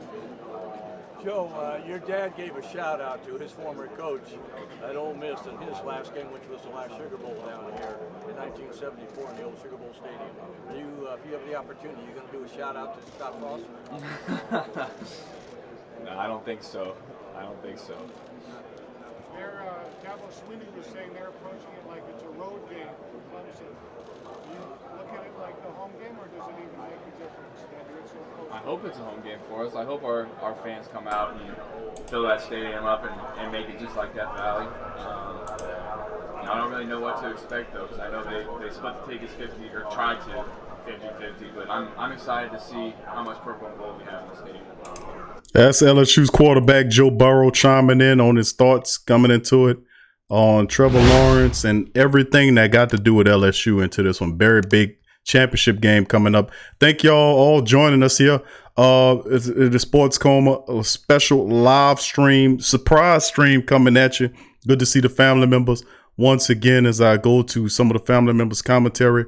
Kevin says, I'm confused by LSU secondary this game. Jamal says, is Trevor Lawrence coming out this year? Nope, and that's going to be next year, along with Justin Fields. Those are 2 really tough quarterbacks. That's why Tua said, you know what? I better come out this year because Trevor Lawrence will be next year, along with Justin Fields. And those are 2 really good quarterbacks, big guys that can throw the ball and run. So he made the right decision. Kevin said SEC did lose last year. That is true. We did lose to Clemson. I think that was a matchup issue. Scoop says NFL is comparing the Chiefs and Green Bay with their in-game stats. They are laying the foundation to pit Green Bay and Kansas City together because of their corny thought process about it being 100 years and they're going to match up 2 of the old school teams together. They lay out the road work to kind of do this predictive programming nonsense, man. Oh, some old Tavistock. I mean, I ain't gonna even get into it.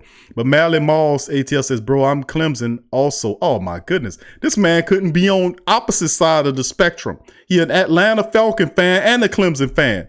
How could that be? How could you be so severely on the other side with everything? But he said, I was expecting that man. He said, I'm a Atlanta Falcon and Georgia Bulldog. That man said, yeah, Clemson, man. He says, bro, I'm Clemson also. Look at him. He said, my sister graduated from Clemson in 2012. They treated me like family up there. Crazy sports difference. No doubt about it. No doubt about it. But big ups to you. We're going to take on your college team.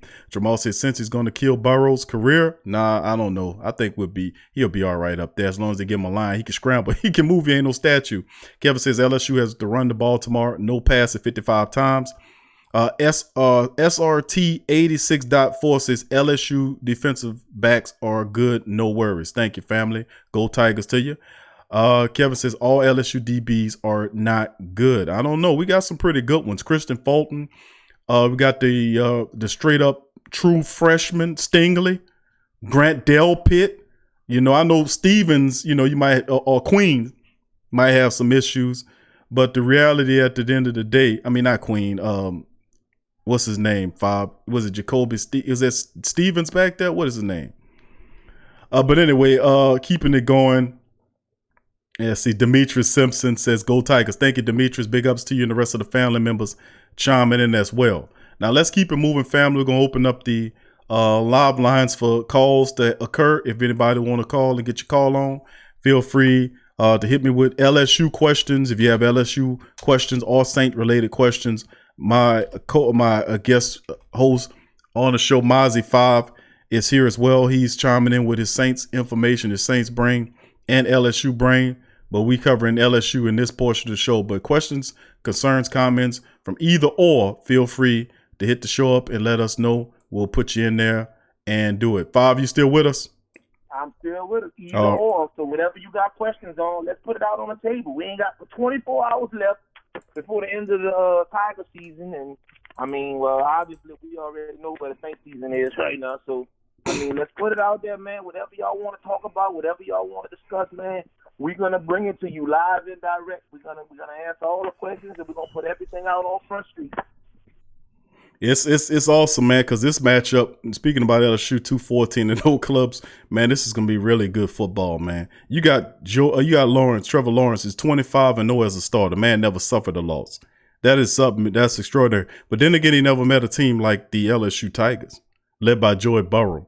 And not to mention, everybody's healthy. That means something in this game that's going to play, including the Fresh Prince of Hell-Air, Clyde Edwards-Helaire. And guess who's coming to play in this game? Michael Divinity Jr. is back.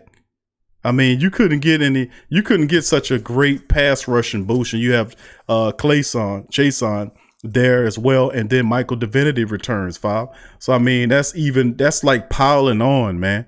Grant Delpit was saying, I think after the Ole Miss game was kind of a turnaround for us.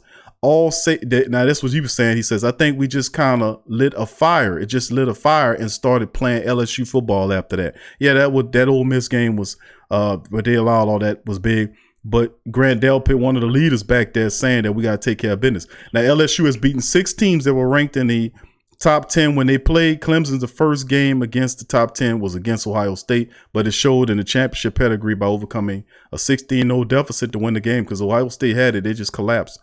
And Dabo Swinney said it was a great matchup. The 2 best teams in this year, 2 great quarterbacks. That's the way a championship game ought to be. That's Dabo Swinney. And like I said, Clemson, not real competition in the Atlantic Coast Conference. To be honest with you, this side they played, they dominated. They were 8-0 in conference. The closest team to them was an 8-5 Louisville club. And Wake Forest is 8-5. The rest of them, Florida State was 6-7 on the season, 6-7. Boston College, Syracuse was 5-7. North Carolina State was 4-8. Virginia 9-5. Virginia Tech 8-5. Miami Hurricanes 6-7. Pittsburgh Panthers 8-5. North Carolina 7-6. So you had a bunch of the teams just weren't factors, man. You look at who LSU had to take on. Alabama 11-2, 9-4 Auburn, Texas A&M 8-5 in the conference, and they had to go against Georgia 12-2, Florida 11-2 on that side of the fence, and 8-5 by both Kentucky and Tennessee finishing 8-8. So we got an interesting and compelling national championship game coming up on the horizon. So we just gonna have to keep it moving. Joe Burrow got to complete the mixture. He got to complete it. He got to take them down. We got to take care of business in this matchup. and I think we will do that as well. Kevin said, I like the wide receiver from LSU, number 1. Kevin says Jefferson is good too. Best college game matchup in a long time. This is a real championship right here, and it's probably going to break some records and who people think, as far as national championships is concerned. Well, we've been basically watching Alabama play Clemson back and forth over the last several years, and I got tired of that. I ain't gonna lie to you. I got sick to my stomach and tired of that. But it's good to see LSU get an opportunity to crack these teams in their head as well. So like I said, the live line is open, family. Please understand that the live line is open for anybody that want to make a call in. Feel free to call in. I got Mozzie 5, my LSU contributor. He is on the line to answer anything concerning LSU or even black and gold, man. It's a free fall right now. Feel free to ask. Also talk about, we covered early in the show about the Saints and the tweets that were sent. And yeah, several Saints players, Mike Thomas, Cam Jordan, and a few others, trolling the Vikings after that loss to the San Francisco 49ers. I don't think we don't need to be trolling nobody, man. Especially you got beat by this team 2 of the last 3 years, man. It's almost like if you had removed that middle year when we knocked off, when we had a chance to take care of business against the Rams, we'd almost been like the southern version of the Buffalo Bills in the playoffs. I'm just telling you, losing to the same team twice in 3 years is not a good look. That is not a good look. Got to take care of business. But that was some of the news. To give a quick synopsis of what we covered today, we covered that the trolling situation. We talked about contract issues as well with Mike Thomas, Drew Brees. We covered a little contract information as well in the show and broke that down as well. And then we segued into the LSU news. Now, also other Saint news is the fact that Aaron Glenn, the special teams coach, secondary coach, is being considered for a defensive coordinator position with the Giants. And it's him and several other people that's being out there looking for, opportunity to play. But, I imagine that the Saints are going to lose several other assistant coaches, to be quite honest with you, to be real with you. Aaron Glenn could be one. We just lost our linebackers coach and Nolan. Then you have the defensive coordinator position that could be given to Aaron Glenn. We know last year he was close to one, and he could end up at one of these new teams, perhaps with the Giants in some capacity. And then there could be Campbell. There is Matt Campbell's another guy that could be up. So we expect to lose some guys and some of the team from a coach standpoint to look a little different as we segue into the new year, and also losing some of the key personnel as well, man. That's something also to take in consideration, is the fact that how the Saints going to look from a personnel standpoint on the field. We already know that Sean Payton, we broke that saying that Sean Payton said that Drew Brees is definitely going to be coming back. So that'll be interesting to see moving forward what that contract look like. $30 to $35 million. The Saints going to give to him, Mr. 9 take pay cuts, and and of course, building around him, getting wide receiver help, the complement Mike Thomas, getting a little offensive line help because you're going to lose Andrews Pete, reinforcing the defensive line, getting speed at the linebacker position, and my boy, the secondary. What do you do with the secondary? A lot of turnover in the secondary. What happens to Vine Bell? Of course, the Saints, I predict that they're probably going to extend out the Jack Rabbit for a couple years, maybe a 2 or 3 year deal, keep those guys together. And Vine Bell could be bye-bye. Chauncey Gardner-Johnson can end up there. Marcus Williams will have a year remaining on his contract as well. So a lot of information dealing with the Saints as it starts to kind of happen. We see a lot of other teams in the NFL. Moves are being made from a personnel standpoint, dealing with the coaches that they fit their coaches, especially in the NFC. A lot of movement is being made as well. So we're going to know more as the season progresses, especially as we get closer and closer. February is getting into the time when you'll see a lot of the combine happen. You see a lot of these guys tool up. So it's going to be an interesting offseason as far as the Saints are concerned, to keep it moving. So let's give a shout out here to the rest of the family members. Kevin says that looked weak by Cam trolling. It did, man. I wouldn't say nothing. I'd be just stewing in my juices, man. Ready to kick ass, man, when the season starts. That's bottom line. And whenever you get an opportunity to play the Minnesota Vikings again, you got to take advantage of it, man. I ain't gonna sit up there trolling nobody. What the hell with that? Hold on, Q. I need to interrupt you right quick. Hey, bro, I got my ink and shit up. Can you repeat that in 1955, just saying, I got to use that somehow. What did you say about the juice? Can you repeat that again? Say it again, Fa. Can you repeat that 1955 shit you just said again? I got to use that on somebody, bro.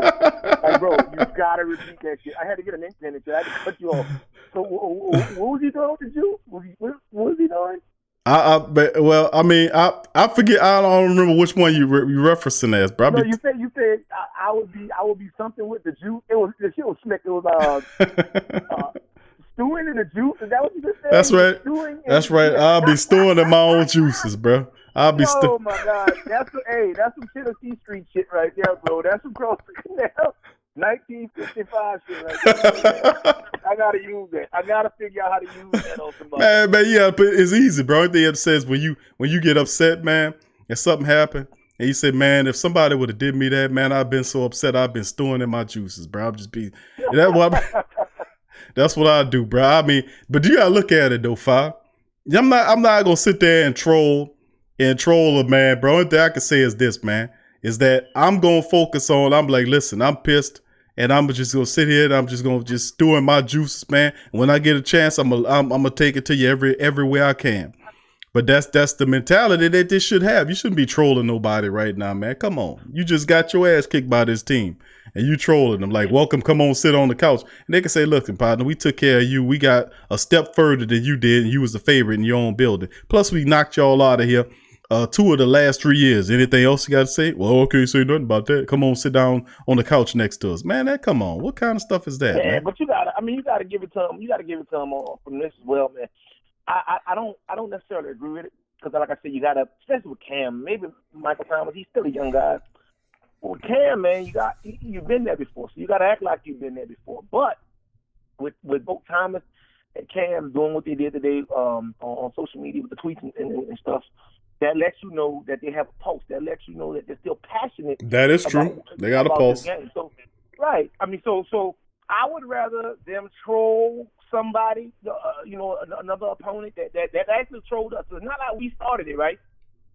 I would rather troll the opponent than going back to Kamara. You remember last year when we had the big controversy call against the Rams and we lost. 2 weeks later, Super Bowl was played. The day after the Super Bowl, quality control with Coach K and QCP, and all, they had a big stripper bowl party in Atlanta with him, Lil Baby, Yachty, Boosie, all of those guys were there. Alvin Kamara front and center throwing, $300,000-$400,000 off the balcony. My dude, you just lost a heartbreaking, debilitating loss 2 weeks ago. Now, I'm not saying you gotta wallow in your own self-pity. See, I got my own 55 shit too. Wallow in your own self-pity, but I would definitely be stewing in my own juices. Even 2 weeks out, I wouldn't.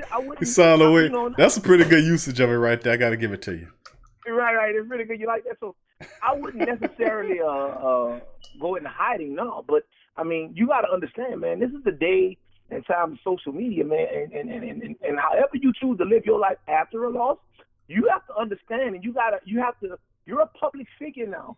We don't want to see you. We're not partying. We're not happy. Bro, we had a boycott. We boycotted an entire Super Bowl in this whole area.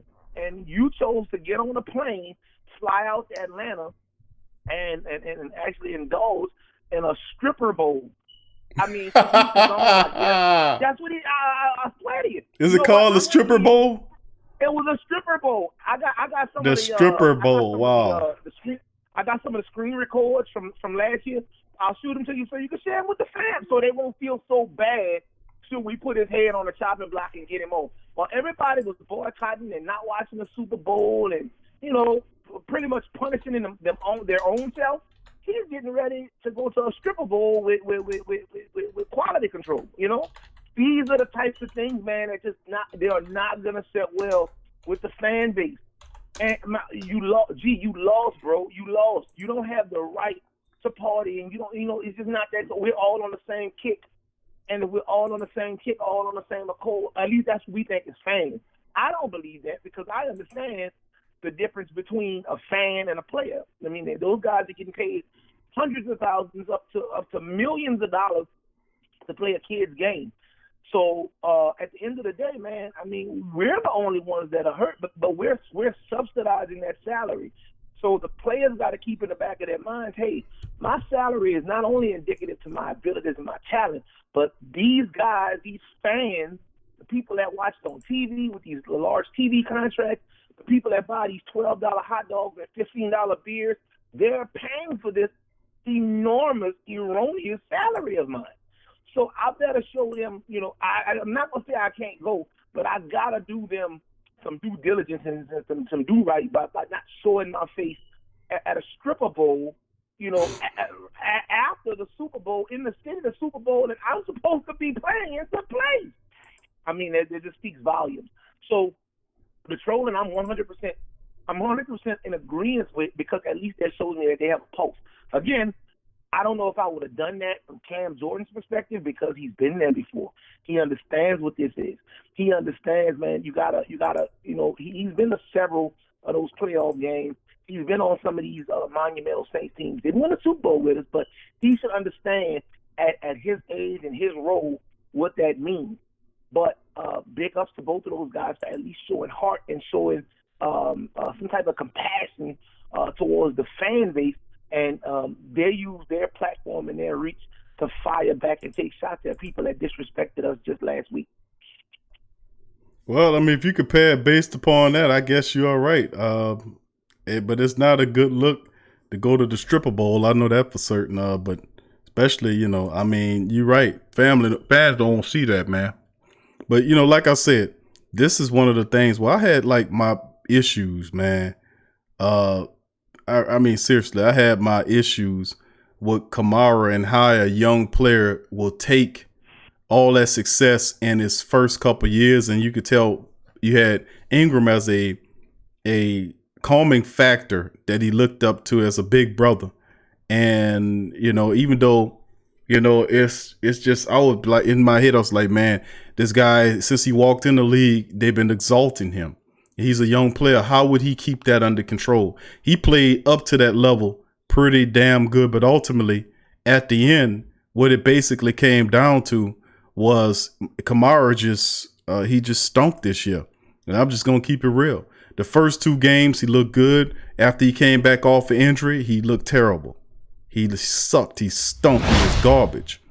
And that's pretty much what it was, man, you know, at the end of the day. And, you know, of course, I knew about him going out there and being in the strip. I ain't know about the stripper bowl. That's a hot one. Stripper bowl, bro. You got to look it up, bro. I guarantee it's on YouTube. It was insane. And listen, some of the family is just tearing my ass up. You know, they coming for me right now, but yeah, they are. Season is 20. They do. Yo, I get all of that. I 100% understand it, and I'm not saying let's ship Kamara out of here because I don't want him or we don't want him. But listen, if you're going to be here, you're going to have to adhere to this fan base. We're not. See, LA is a nonchalant fan base. LA can have football or not have football. It really doesn't matter to them, right? They're a big basketball town. They're a big collegiate football town, but they don't necessarily have to. They don't have to have a professional football team, right? So it doesn't matter. This is what we are. I mean, we got the Pels and, you know, whatever, but we are the New Orleans Saints. We bled for them. We died for them. So you gotta, and not only that, man, but Louisiana, Mississippi, some parts of Alabama. I mean, you are the Gulf Coast team. You're our representative. We got Who Dat Nation fans all over the world. We were a displaced city. We kind of surrounded around and kind of built our lives back around this professional sports team. So this is way bigger than just a football game or a loss or the refs cheated with better luck next year. No, we're not going to take that so nonchalantly. And if he's going to be here and be an active member of this team, a contributor of this team, he's got to. You don't see. I'm not saying they don't do it, but you don't see Michael Thomas. You don't see Cam Jordan. You don't see DeMario Davis. You don't see these guys doing all this extracurricular. And dude, Alvin Kamara is arguably, because we're an offensive-driven team, he's a bigger piece than all of those aforementioned guys. Now, I mean, some may agree with me, some may disagree with me, but Alvin Kamara, in my opinion, fam, is just as big a part, if not a bigger part, than all the aforementioned guys. And all of those guys kind of know their role and know their place. If they're going to go do it, man, we're not going to publicize this after a big loss. Yeah, you could do it in July. You could do it in June. You could do it in May. Great, because everything's over with by that point. But like 2 weeks after one of the most controversial calls in the then 99-year history of the NFL, you don't go to a stripper bowl and publicize you having fun when you have a fandom that's in shambles because we felt robbed and beaten. You know, growing up in New Orleans, especially in an urban community, some of the older fans, they know this. The worst thing you could ever tell somebody from New Orleans is you jacked. And that's what we were. We got jacked. So, I mean, we can't just take that line down. I'm not taking that line down. So that's what it is. Yeah, I think you're absolutely right, man. It's tough, man. And this stuff with Alvin Kamara, it's been laying below the surface. And when we don't really care as long as you keep yourself together, as long as it don't impact your play on the field. We speaking purely as a football family base. If you start stinking like he did in this season, he sucked this year. I'm going to just keep it real with you. He had two out of all the season's game. He missed 2 games. He started the season off. He played a couple games, then he got hurt. He was gone for 2 or 3 games. He came back. He was a zombie all the way until 2 games before the season end when he finally got another touch. I mean, I remember having to sound the alarm for Alvin Kamara to wake the hell out because he was a zombie. He had no shake to him. He had no life to him. And then people are credited to his nonchalant attitude. But I'm like, it's a difference in the man. You can fake a lot of stuff, but you can't fake your body language. And the body language was of a disinterested person who was just out there going through the motions. He stunk this year. And like I was saying, if you want to know how he's supposed to look, it's easy. Just look across to your division rival, the Carolina Panthers, and look at McCaffrey. They're the same back. Yeah. But McCaffrey was playing with more heart than this dude. Even though McCaffrey's team was stinking up the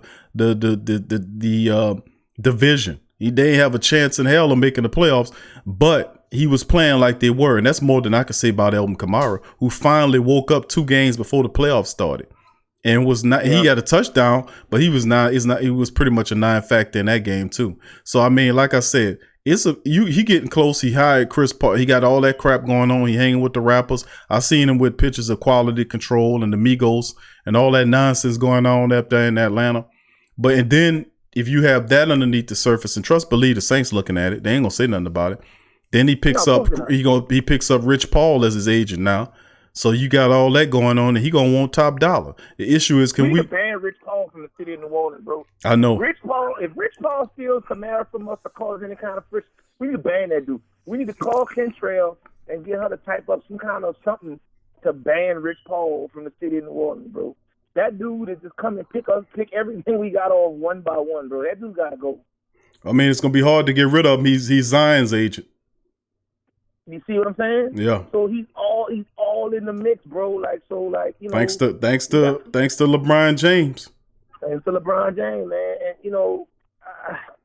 And like I said, man, Alvin Kamara it's not that he's not a good fit for the team. I just think that he's not a good fit for the city. Again, I think that this city is just a little slow for him in that dynamic. I think that he likes the Atlanta, LA, New York, Miami nightlife. And there's nothing wrong. There's nothing wrong with that because people grow.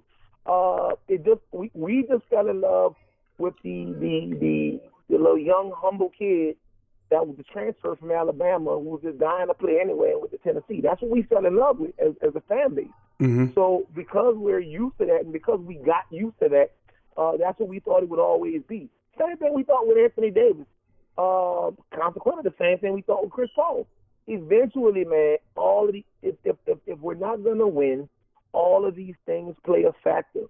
The difference between the other 2 guys, they actually played their ass off for us for multiple years and exhausted almost every opportunity that they had, with the exception of Anthony Davis last year when we had our deepest playoff run in the last decade. These guys played their ass off and played their hearts out for us. So yeah, we don't like when you just come and half-ass play or nonchalantly play. And again, I'm talking from a fan perspective. I'm talking from an analytical perspective. I don't really know what's going on in the locker room. I don't really know what's going on in this guy's head, but I can definitely tell you I was 24, I was 25, I was 26 at one time, and I understand the dynamic of balance between a heavy street life and keeping everything professional. And sometimes those lines get really, really blurred, especially when you throw millions and millions of dollars at a young person. Yeah. So it's not like the Saints have, on site or on hand financial literacy guys that say, hey man, look, or lifestyle guys, A&Rs, people, like this is what we need to do, this is what you should do. But I mean, there's definitely got to be one of those guys that steps up as an ambassador, and I think that would help ease our mind too, because we have yet to hear. I mean, yeah, we hear the vanilla, politically correct, things that I guess the players are supposed to say, but I don't know if it needs to be in town hall format. I don't know if it needs to be addressed on like local media. I don't know what it is, but we need to hear from somebody, whether that be Mickey Mouse Loomis, whether that be Sean Payton, whether that be somebody needs to get on television or some kind of public format and ease our minds and tell us exactly what's going on or exactly where we stand. Just be honest with it. We're an honest fandom. We're an honest fan base. We can take it. We're big boys. We can take whatever's coming our way, but don't shock us or surprise us. I mean, we lost two of the biggest superstars in the NBA ever. We just lost them to LA, both. Well, yeah, one to the Clippers, one to the Lakers. So, I mean, we get it. I get it. I understand that New Orleans is not the destination point. It's like Cleveland. New Orleans is the same thing. We're a small market city. Everybody's not gonna get a team like the San Antonio Spurs, who had a bunch of superstars that didn't mind playing in a small market like San Antonio. And they were all foreign guys. So I mean, maybe it was enough excitement or enough fun for them. But Alvin Kamara is a $15-20 million a year back at this point, bro. And he's 24, 25 years old, and his lifestyle is going to be indicative of it. I just hope that in his mind, what I do hope for the young guy is that he'll be able to handle the expansion. He'll be able to handle the growth, because at some point, all of us are going to have to pay our fare. I just hope with him, he gets it and is later rather than sooner for him. Yeah, that's true, bro. And we're talking with Mozzie 5, our Tough Tiger Talk contributor on everything LSU Matters. He's also a diehard Black and Gold Saints man as well, dropping some knowledge about his thoughts on the Alvin Kamara situation, in terms of Alvin's, looking ahead, him switching to Chris Paul. And, of course, Mike Thomas is another dude that switched and joined another agency so he can get more movie roles. So we got two of the Saints players looking for bigger roles in Hollywood and the likes. But I hope Mike Thomas is the kind of dude he's not going to become a deceiver. I mean, a diva. He don't have diva type of tendencies, if you know what I mean. But also, we're going to open up the phone lines, family. We have a few minutes left to receive calls before we leave. So if you're interested in placing a call to a question, concerns, or comments, whether it's LSU or Saint related, now's your opportunity. This is the portion of the show where we are taking live calls. Feel free to call in. Also, do us a service and hit the like button. Right now, family, feel free to hit the like button, hit the subscribe button. If you haven't subscribed, hit the like button if you haven't done so, and the notification bell as well, as our special surprise stream rolls on. Now, reading some of the family members' commentary from the chat. I see Dada says, let's see, what was that? Yeah, let me see. All right. Crass, who that Crass says, go Tigers. That's all the hope I have left. Saints have failed me again. And that shows a lot, man. Crass is a big ups to Crass joining us. And that's the thought process with the Saints bottoming out. They were supposed to take it to another level. They didn't. LSU has been buzzsawing through college this entire year. It's up to the Tigers to take care of business in the dome, where the Saints failed to do a week prior. How about that? How about that for a storyline? How about that? LSU championship in the dome, take care of business where the Saints failed to do last week. They'll go to that same dome where the Saints laid it down against the Vikings. and LSU going to show you how to win some games against a very good team. So that'll be going down in the Dome tomorrow night. It's going to be a big game, man. Big game indeed. So I'm going to make we had 2 hours here. That's right what we wanted to do for the special surprise stream. Tyra says birds of a feather flock together. You right. That's right. And that's what it is. This could be interesting, man. We're going to have to keep an eye on this because this Kamara stuff pertaining to him getting his agent with Rich Paul, and we have our history with Rich Paul, and the fact that his contract is coming up, after this year. He's going to be, he's going to be a free agent. So the Saints will have to decide on what they're going to do with this kid. We're just looking at the market value right now of Alvin Kamara, and it's north of $15 million a year. You look at Marshawn Lattimore's contract, it's north of $15 million. So, I mean, it's a lot of money that's going to be have to dole out. You're going to dole that money out to this guy, and what Kamara are we going to get? And that's the question. People are asking about what Drew Brees you're going to get. Most of the time you're going to get a very good Drew Brees. But Kamara, after this entire year, how he looked how pathetically and disconcerted he was about this year, it put me in my mind state about him and paying that guy like that. Which one are you going to get?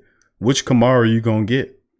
I mean, man, I don't know if you won't pay. I know most backs, like if you're going to pay a back like that, I know Christian McCaffrey, Carolina going to gladly give him the money because he hadn't showed any back down tendencies like Kamara did, where he just basically just put it in cruise control for the majority of the year, finally waking up in the final 2 regular season games. I just didn't like the year and he was back in. You could say, okay, the first couple of weeks after he come back off injury, he could have still been suffering some effects. But after that, man, that dude was healthy, man. He was out there running around, not shaking and baking nobody, not faking nobody out, running to the sideline as opposed to fighting for that extra yard. Man, you don't think I noticed all that? And the family members don't notice all of that as well? Come on with it. Come on. Jamal says, Q, you think Kamara should be traded this year or next year? Depends upon what the Saints see in terms of what they're going to pay the man. Because this is all stuff you won't bring up. You don't pay no clown $15 million, bro. And then the man all up in the stripper bowl. I mean, that's concerning for me because that ain't a good look no matter. I don't care what you do in your off time. But remember, the league, you are still, now this is the cold, cruel part about it. You're under contract to the Saints, so you consider Saints property. You cannot do anything that makes the image of the Saints look bad. That's the reality. So let's go to the call. What's up, fam? Thank you for calling Sports Coma, who I'm speaking with. It's Kevin. What's up, Q? What's going on, friend? What's your name again? Kevin. Okay. What's up, Kev? I heard a little feedback on that. Yeah. What's good with your call? All right. Hold on. Let me take these wireless buds off. Hold on. All right. What's going on with you, bro? I'm good, my brother. I'm good talking Saints and then behind them talking some LSU. Fam, how you doing? Doing good, bro. Hey, you got your boy with you too from be on the is that the same guy that be on the Pelicans broadcast too? No, that's DC. That's the Mozzie 5 from the Tough Tiger Talk broadcast. Yeah, he good too though, man. I like him. I listen to y'all too, so he good too. I like his perspective on things. So man, y'all got a good thing going there though, bro. Thank you, bro. I appreciate that, bro. I appreciate that. Yeah, hey, but I was hearing what you were saying about Kamara, bro, and as soon as the report, we've seen all the stuff happen this year as far as some lacklusterness, some disinterest, whatever the case may be, Mm-hmm. I don't know what was going on in the locker room, but right. As soon as the season is over, not even more than a week, later, I'm seeing this guy sign with Rich Paul. Mm-hmm. And I'm like, oh, hold on. Well, if that's the case, this been in the works. And somebody has been in this guy's ear long before this happened. Like, because, and then it started to make sense to me, running out of bounds, not really giving an effort, fumbling the ball, looking like, man, I don't really care. I already got the plan. What I'm going to do, I'm going to ask for a big contract going into my 5th year. I'm going to set out. So I'm not really trying to get hurt. Business decisions. Yep. So I'm like, oh, okay. So that's how they want to play it. Look, if he wants 15 or 20 million, bye. No way, bro. No way. That's a gadget running back, bro. Look, teams are already proving to you, yes, he's a special talent. You don't necessarily need that talent to make a run. Look at the Titans. They don't have that kind of running back. Sure don't. They just bullying people. They just bullying you at the line of scrimmage. So why are we going to pay this guy $20 million? You're going to have a quarterback you're going to have to pay $40. You know what I'm saying? Now, we haven't even got to some of the people we got to re-sign. Mm-hmm. So they don't even, I'm thinking like, hold up. Nah, this guy can't get no $20 million. So, like you said, it's going to be very interesting what Luma's going to do because, Rich Paul them going to go for the bank. They're not going for no little, whatever just to keep him on the team. Right. They want something big, bro. Mm-hmm. So it might be more than 20. We saying 20. He might want something bigger than that. Mm-hmm. Yeah, you got a point. Yeah, I don't really I think this offseason is going to be more interesting than what we thought. Because it seems to me Sean Payton got to get a hold in his locker room, man. We seeing Cam getting out of character.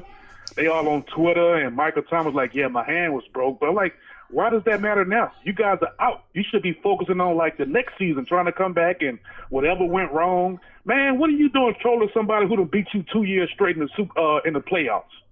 Yeah. It looks stupid. Yeah. What is going on in this? What is going on Airline Drive, bro?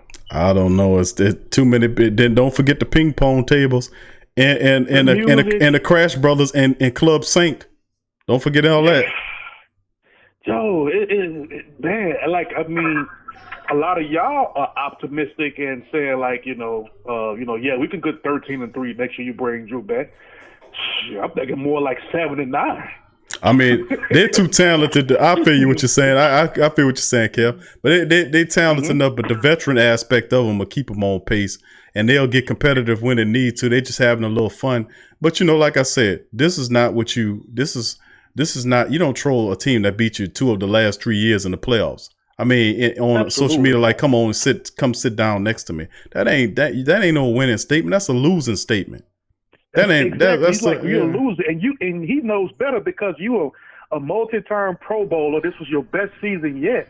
You're supposed to be a leader of these guys, and by you doing that, what are these younger players behind you gonna think? Like, well, Cam can do that on them. That's the following trend we don't need. Yeah, I don't agree with that. I don't agree with him doing that. I don't agree with the rest of them doing it. Yeah, I think they need to stay up off of that. They need to hit the gym. They need to get their stuff together. They need to go back and look at that tape and study how they can become a better team.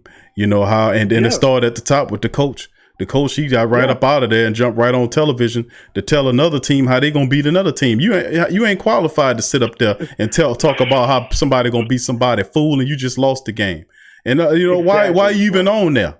Why you even on there sitting up there like this? See, that's the type of stuff. Say, well, Q, the coach could do such a. And like I said, I talked about it on the last show when I talked about reformatting or changing the brainwash mentality of what a fan is.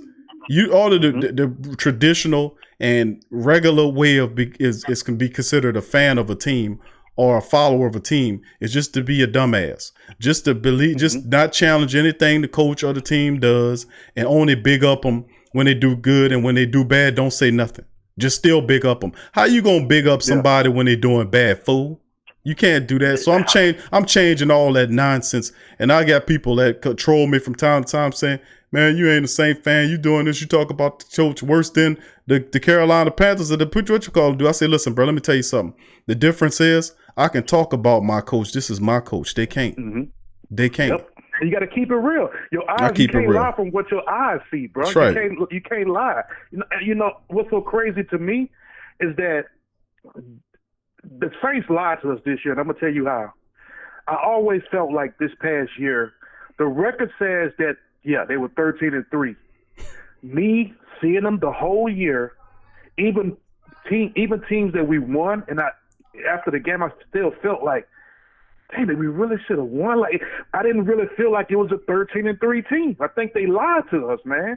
How many games you go back this season, the Saints played, they played down to some competition.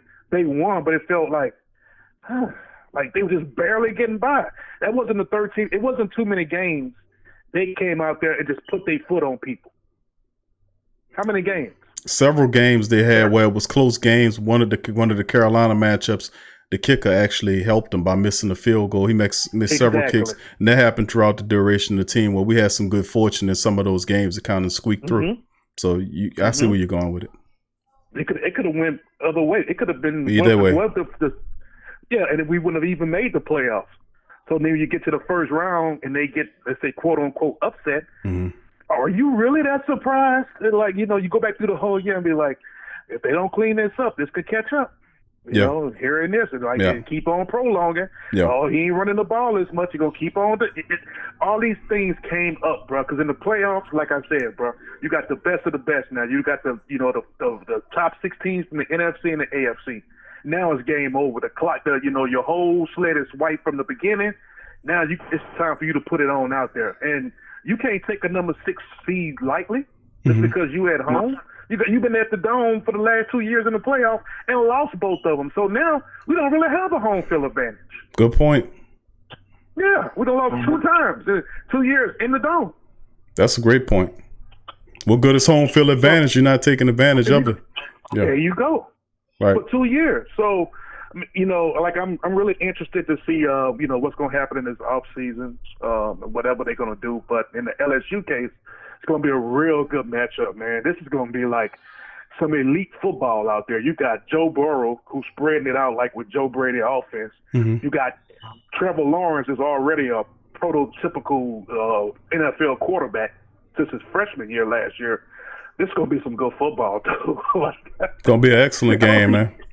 I don't see either team running away with it because the quarterbacks are so good and they both got good wide receivers. I don't see either team, unless, like, you know, one team have a major turnover difference, you know, plus 3 or 4. Okay, but if they're neck and neck, I see this probably going to overtime or something, dude.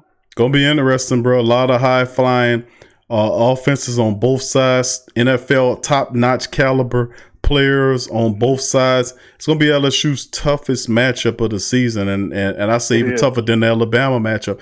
But the Clemson deal, my thing is, they did take care of business last week against Ohio State.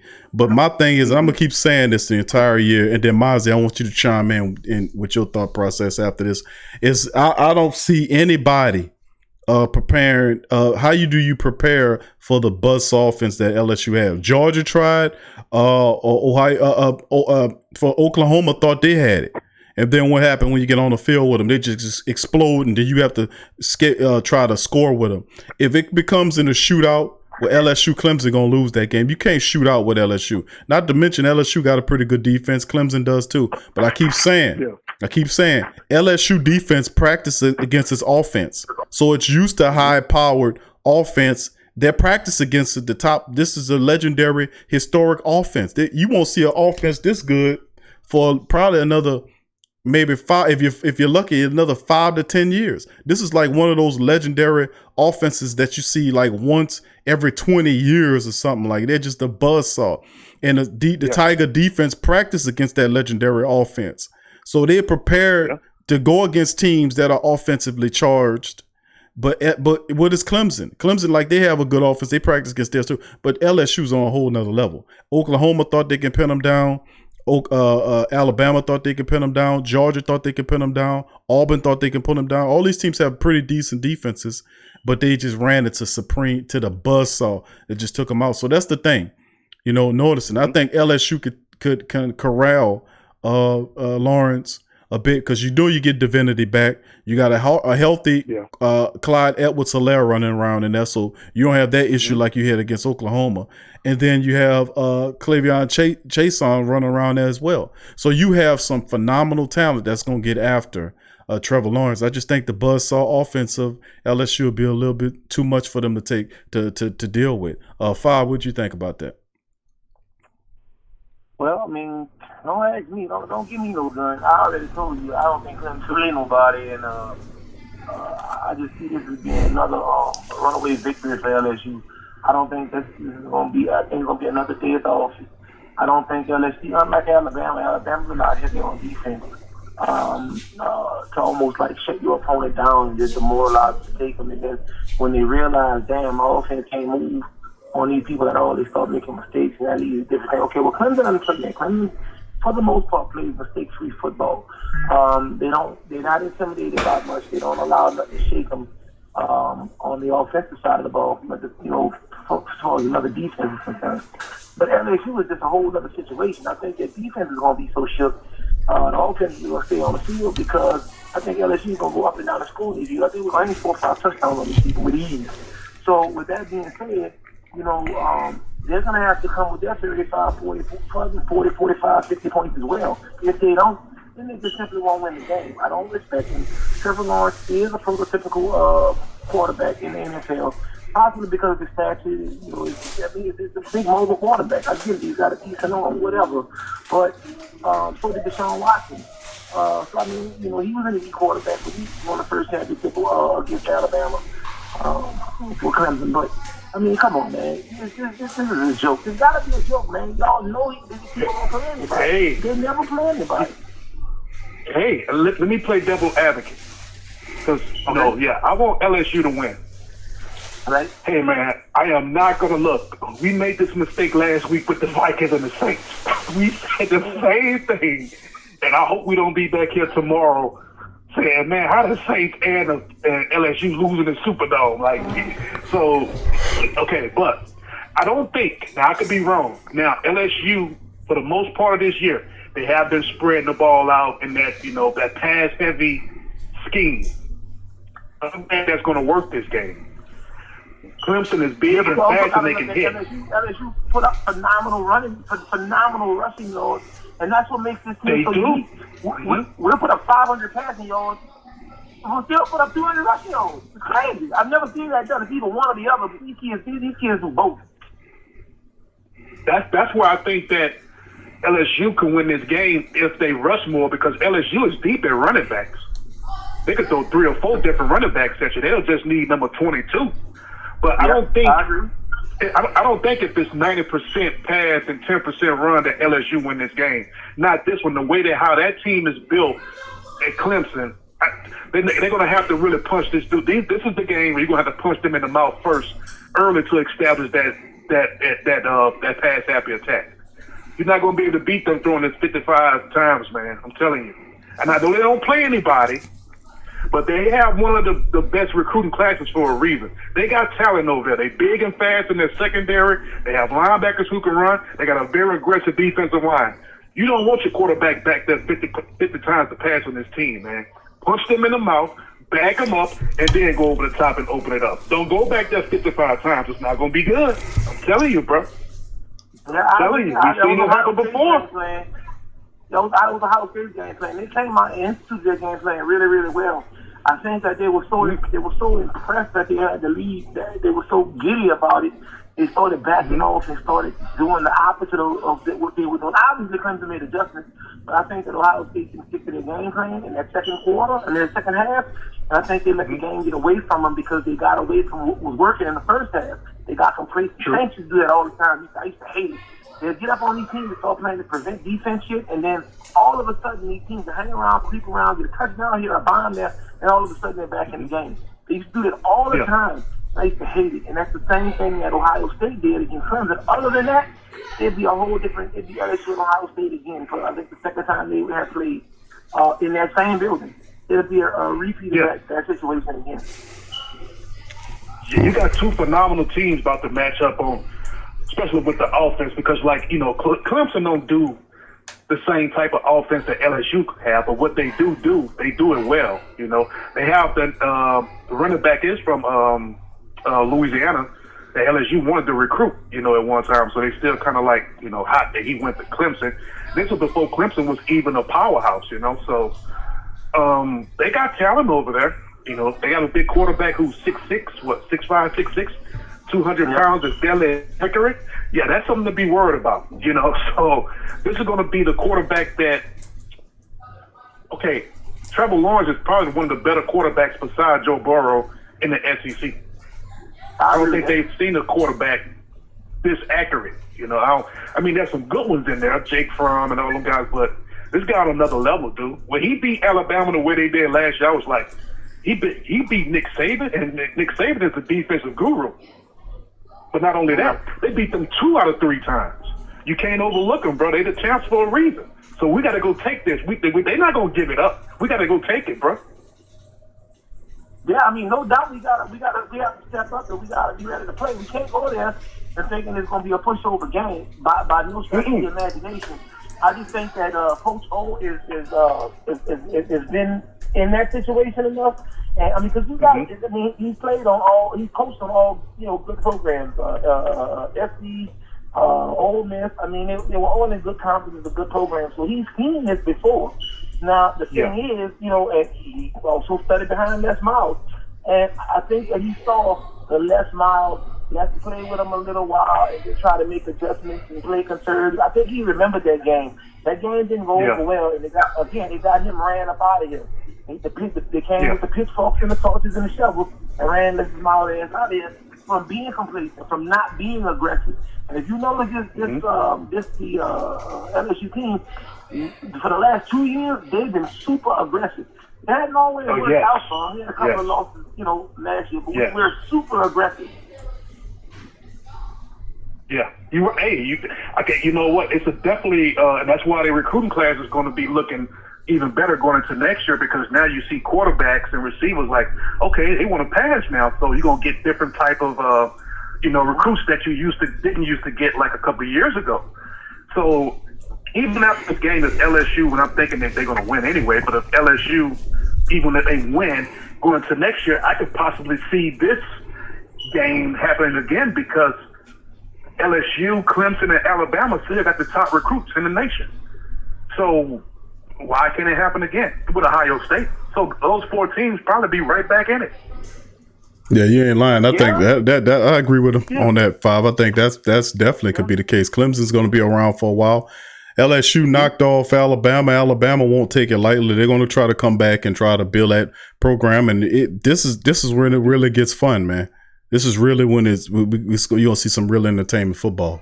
Go ahead, 5. Yeah, that's what we want. That's what we want. No, I agree with that. I mean, I definitely think the talent is beginning to spread itself around for the first time in about 20 years. I think that you're going to start, obviously you're going to have the Alabamas and the Floridas and LSU, but you're also going to have the Clemsons, and you're going to have Oklahomas and the Texans. I think you're going to start getting some 4 or 5 recruits. I think that because we got so many powerhouses now, it's not just this team, that team, the other team. I mean, you got all kind of schools. You even got some of the independent schools, more independent schools coming up, like Florida Atlantic, and like Baylor had a wonderful year this year coming out of the Big 12. I mean, so yeah, those other schools are going to start eating up some of those 4 and 5 star recruits, especially from in their states, in their respective states. Florida, Louisiana, Texas, and California being some of the bigger football states. So yeah, I think that and these kids are not sitting around anymore, because they're trying to put their 3 years up and be done. So it's gone are the days that you're gonna have a kid that's phenomenal, that's at Alabama, just to stay at Alabama. He'll go play at DePaul or Tulane or wherever he can go to get some playing time, because he's on display and he understands with the advent of social media and how connected the world is. It used to be, if I go to Alabama, I got to stay at Alabama, because the only way I'm going to get recognized, I got to go to what they used to call a football school, USC, Alabama. I mean, so if you didn't go to these football schools, it was going to be hard for you to get notoriety.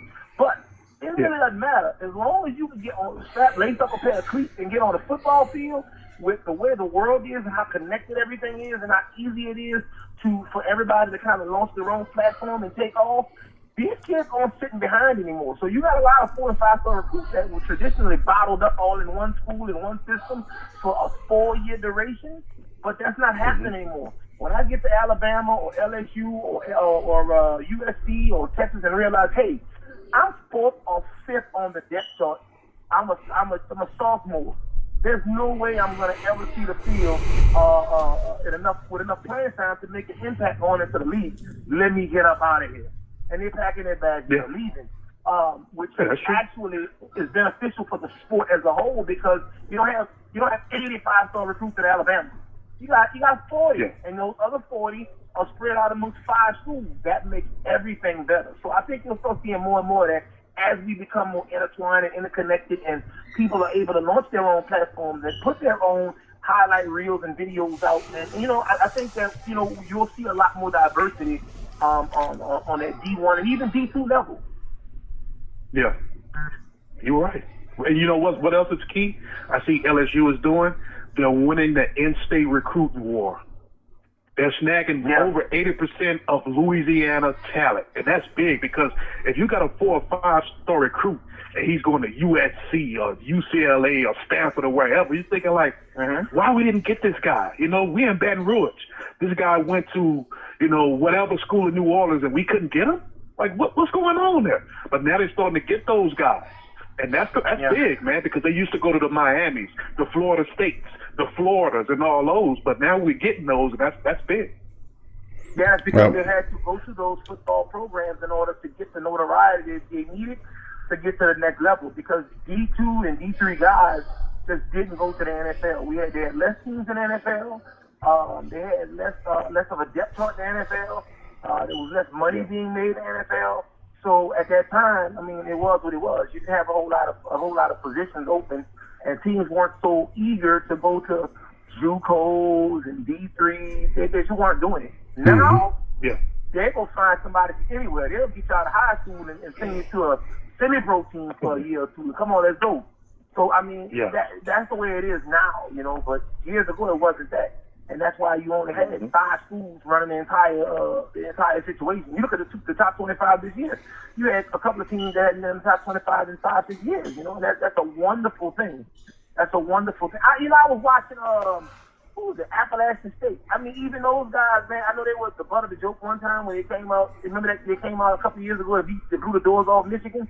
They actually won a bowl game this season. That was amazing to me. I was like, wow, look at Appy State. They came all the way up. It's crazy. But that's the kind of world we're headed to. Interconnected, intertwined, where you don't have to follow the crowd.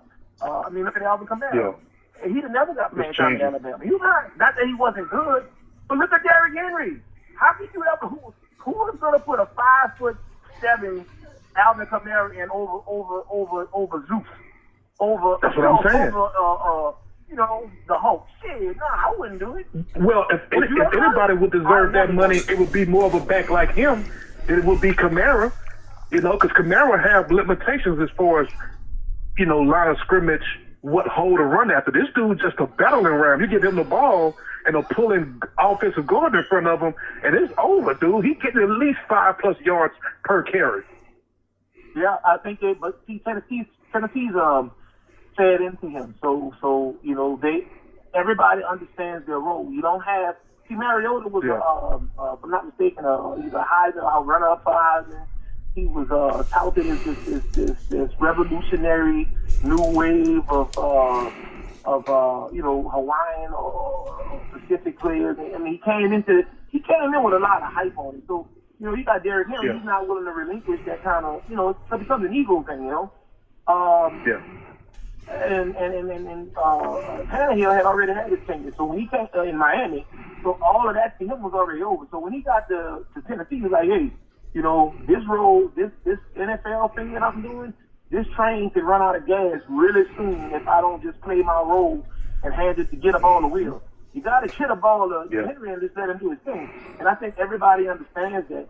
Unlike with the Saints, where we have this delusion, you know, where you know, and it's crazy because as fans, we've become reliant on Sean Payton and Drew Brees' ability, and like we think that they can kind of bail us out of anything, and that's where this big shock is when we lose a game. Like when we lost Atlanta, I saw people going to jump, all go downtown, climb on the top of the buildings and jump off. Because we become so accustomed, we become so accustomed to winning, and we believe in these two people like football gods. But when you tear it all away, these people over their tenure since 2006, they've had some success in winning seasons, but you know, they've had a lot of faulty seasons. They've had a lot of things go wrong for them, and they're not as good or as great as we give them credit for all the time. They've done much better with team ball, within a team situation. But, you know, Sean Payton has those games where he just, you know, this is my game. I'm playing this. Almost like he's playing Madden or something, you know, and he uses the guys as personal people. And those games never fare out well for him. They got a point there. I could talk sports with y'all all day, man. But I know Q, you ready to get off? You're trying to watch some football before it's over with today, man. But I just wanted to call in and talk to you guys because, yeah, we'd be up there talking football, man. It'd be like 7 o'clock already.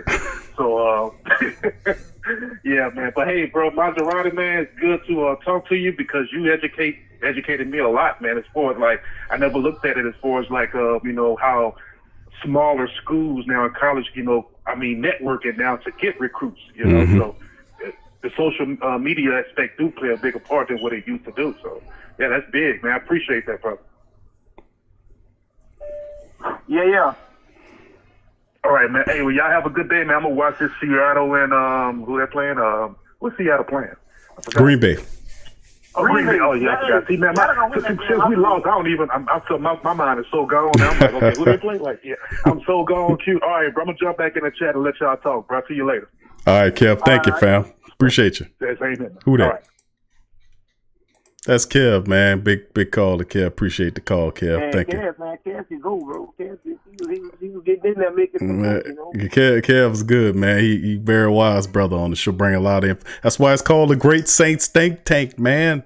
Got a lot of great black and gold minds and a lot of purple and gold minds, and it's just a beautiful platform altogether. So I'd like to thank all the beautiful black and gold family members for joining us in the live stream. Please hit the like button, family, if you hadn't already. Who that to you, Jerome? I see you, Jerome, in the building. Jerome asked the question about whether or not would it be a good fit to get, Jonathan Vilma as linebacker coach. I would actually like that. I would like Jonathan Vilma to come in as a linebacker coach. Hopefully the Saints look at a guy like him, man. That would be really a pickup to have a former New Orleans Super Bowl champion on the team in the role in which he played. That would be terrific. I would absolutely really love that. I appreciate that call. Tramal says, Q, do you think Kamara should be traded this year or next year? I think I answered that question. Depends on his contract situation and how much the Saints are willing to dole out for him.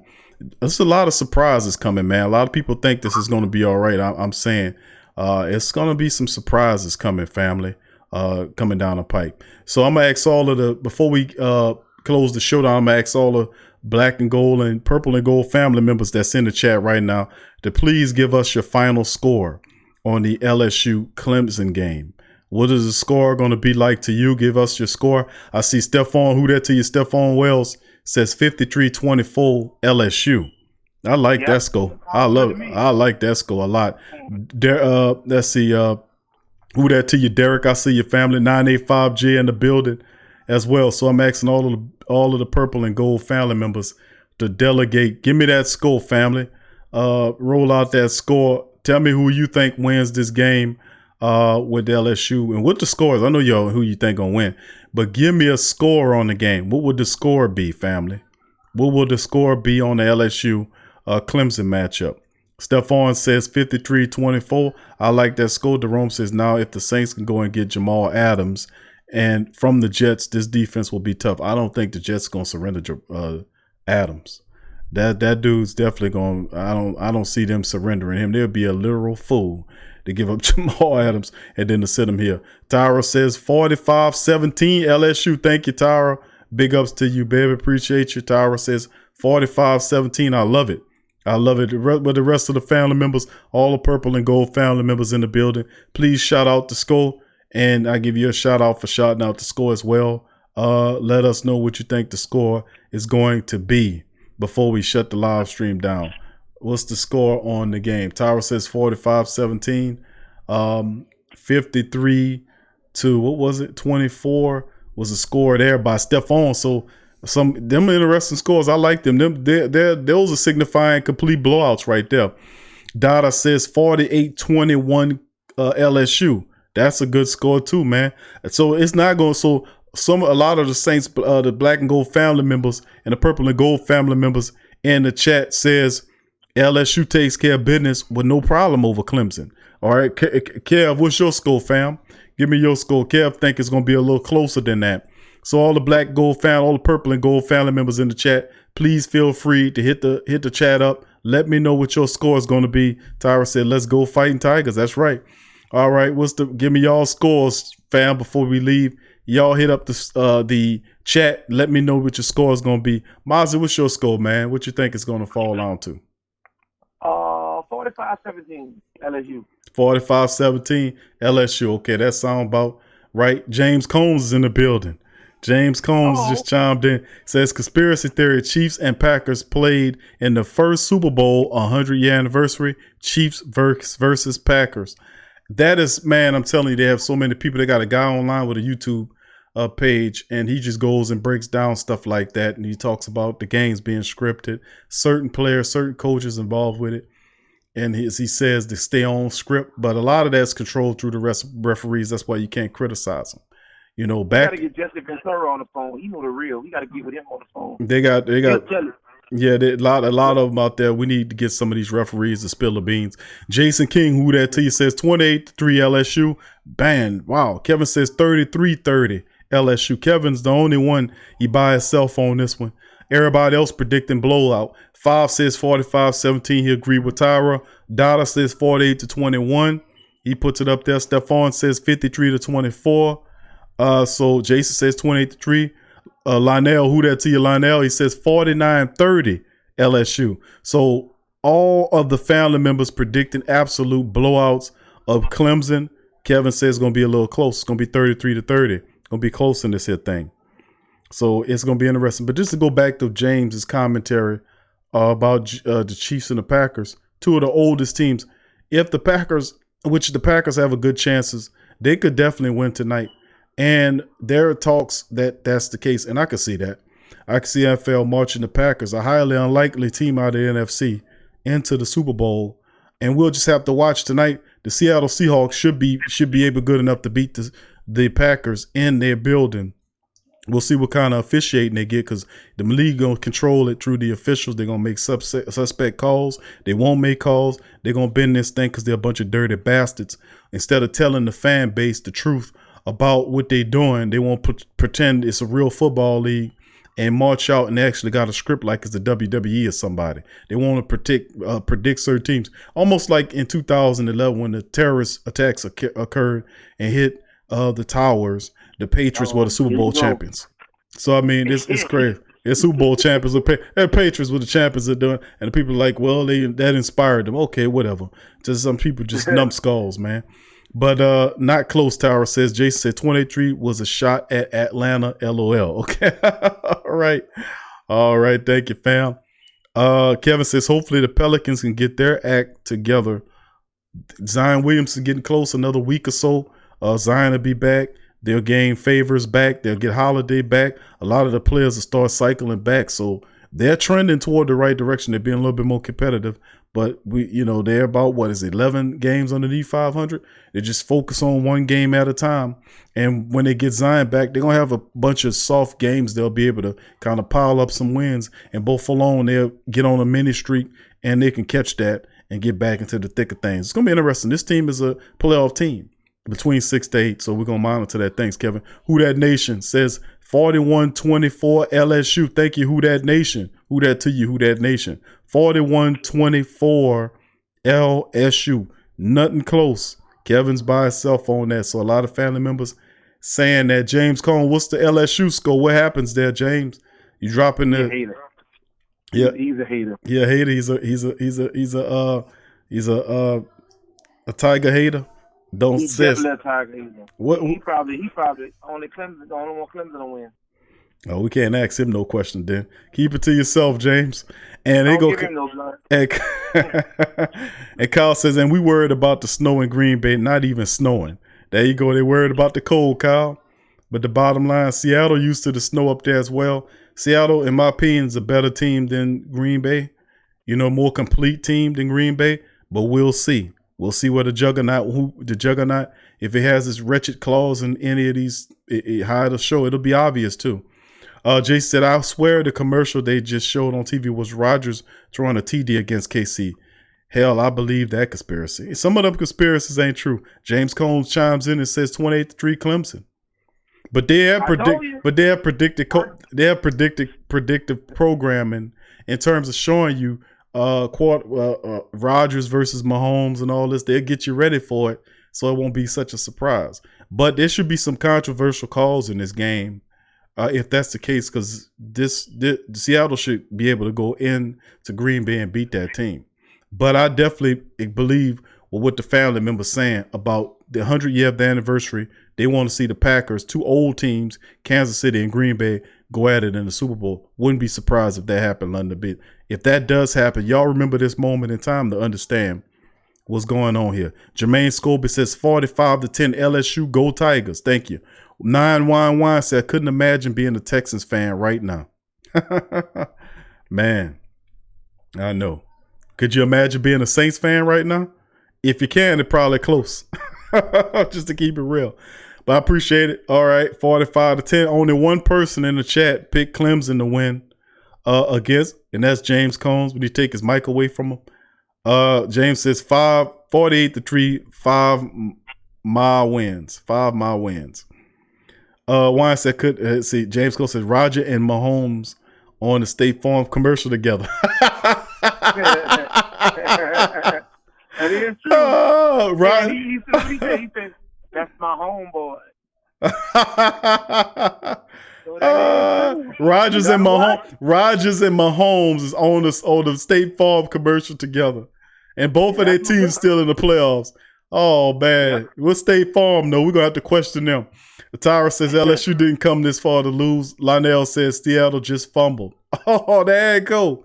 All right, we got this. Very interesting. We're going to see how it go. That's a good comment by James. James says that the commercial State Farm has Patrick Mahomes and Aaron Rodgers in that together.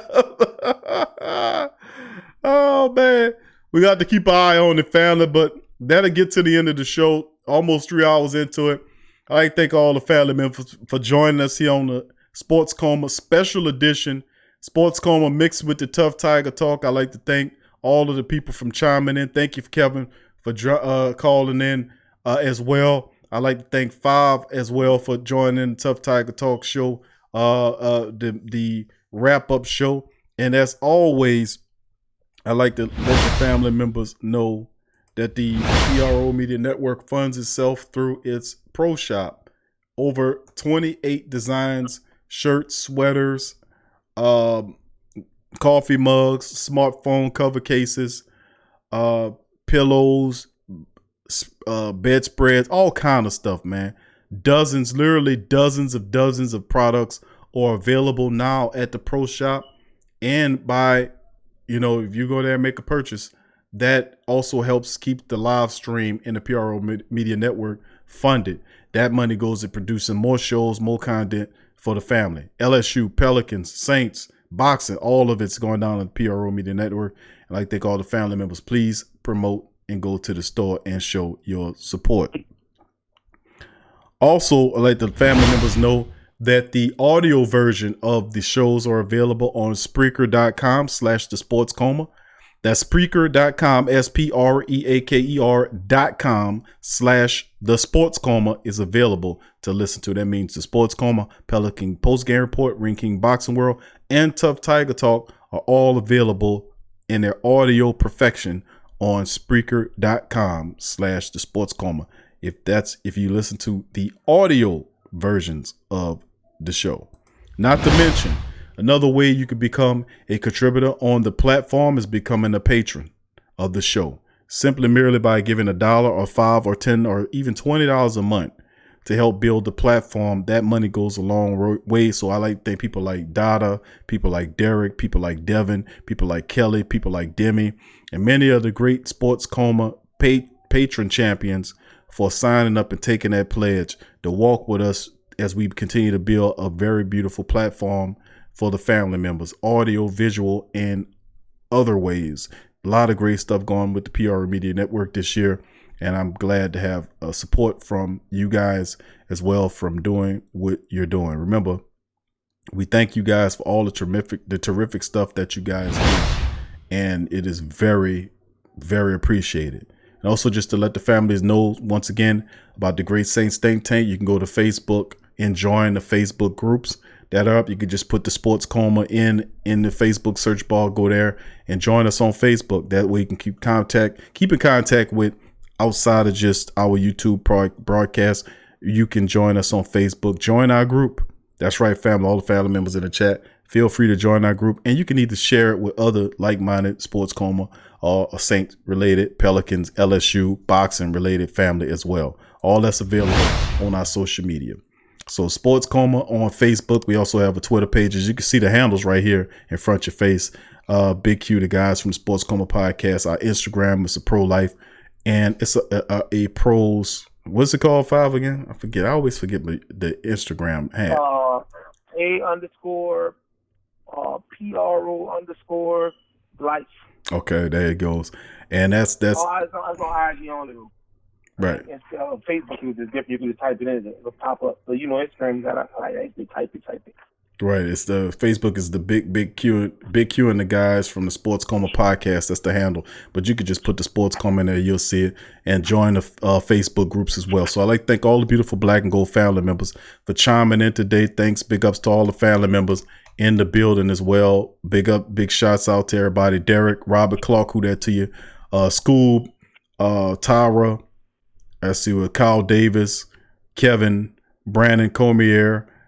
Let's see what we got there. I don't want to forget nobody. Revolt Control Radio, Lloyd Vaughn, who chimed in as well today. Jason King, Wendell Leslie, big ups to them family members. Lance Kelly as well.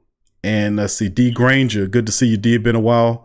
Jermaine Scobie, big ups to the family member as well, joining the show today, talking a little sports on Sunday.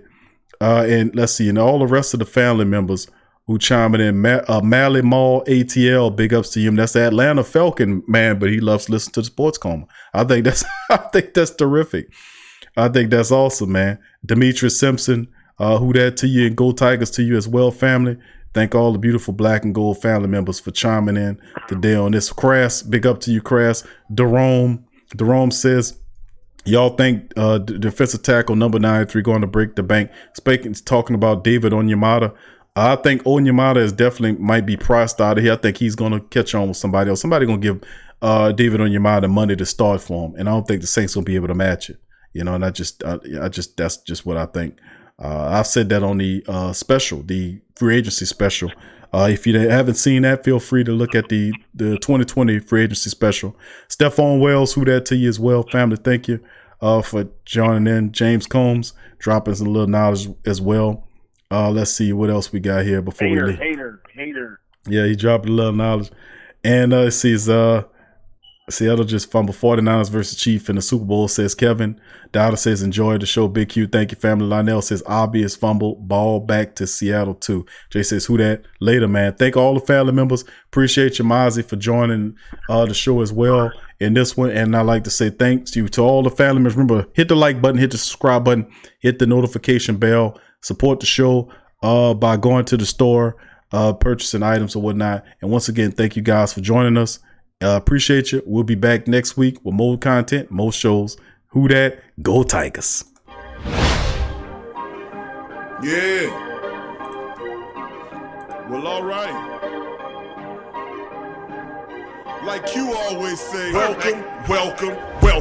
Number one sports talking D. We ain't like the Falcons. We won't blow the lead. Look, all we talk is who that? Who got cut and who back? Rookies in the vets. Players you should look at. It's the Sports Coma. You don't wanna miss it. Got the pre-game, party, post-game statistics. Get a visit from Sway, maybe DC or 5. It's the hottest thing smoking, Big Q and the guys. Go to YouTube Live, make sure you subscribe. Interviews inside the Saints locker room high. Talk to Drew, Jordan, Zach, Peyton, New Orleans, who that nation? Best believe when I say we bleed gold and black. Ain't a miracle or robbery could ever hold us back. No, Beastquake, Bounty Gate, let the truth be told. It's the Sports Coma, all we know is Saints Super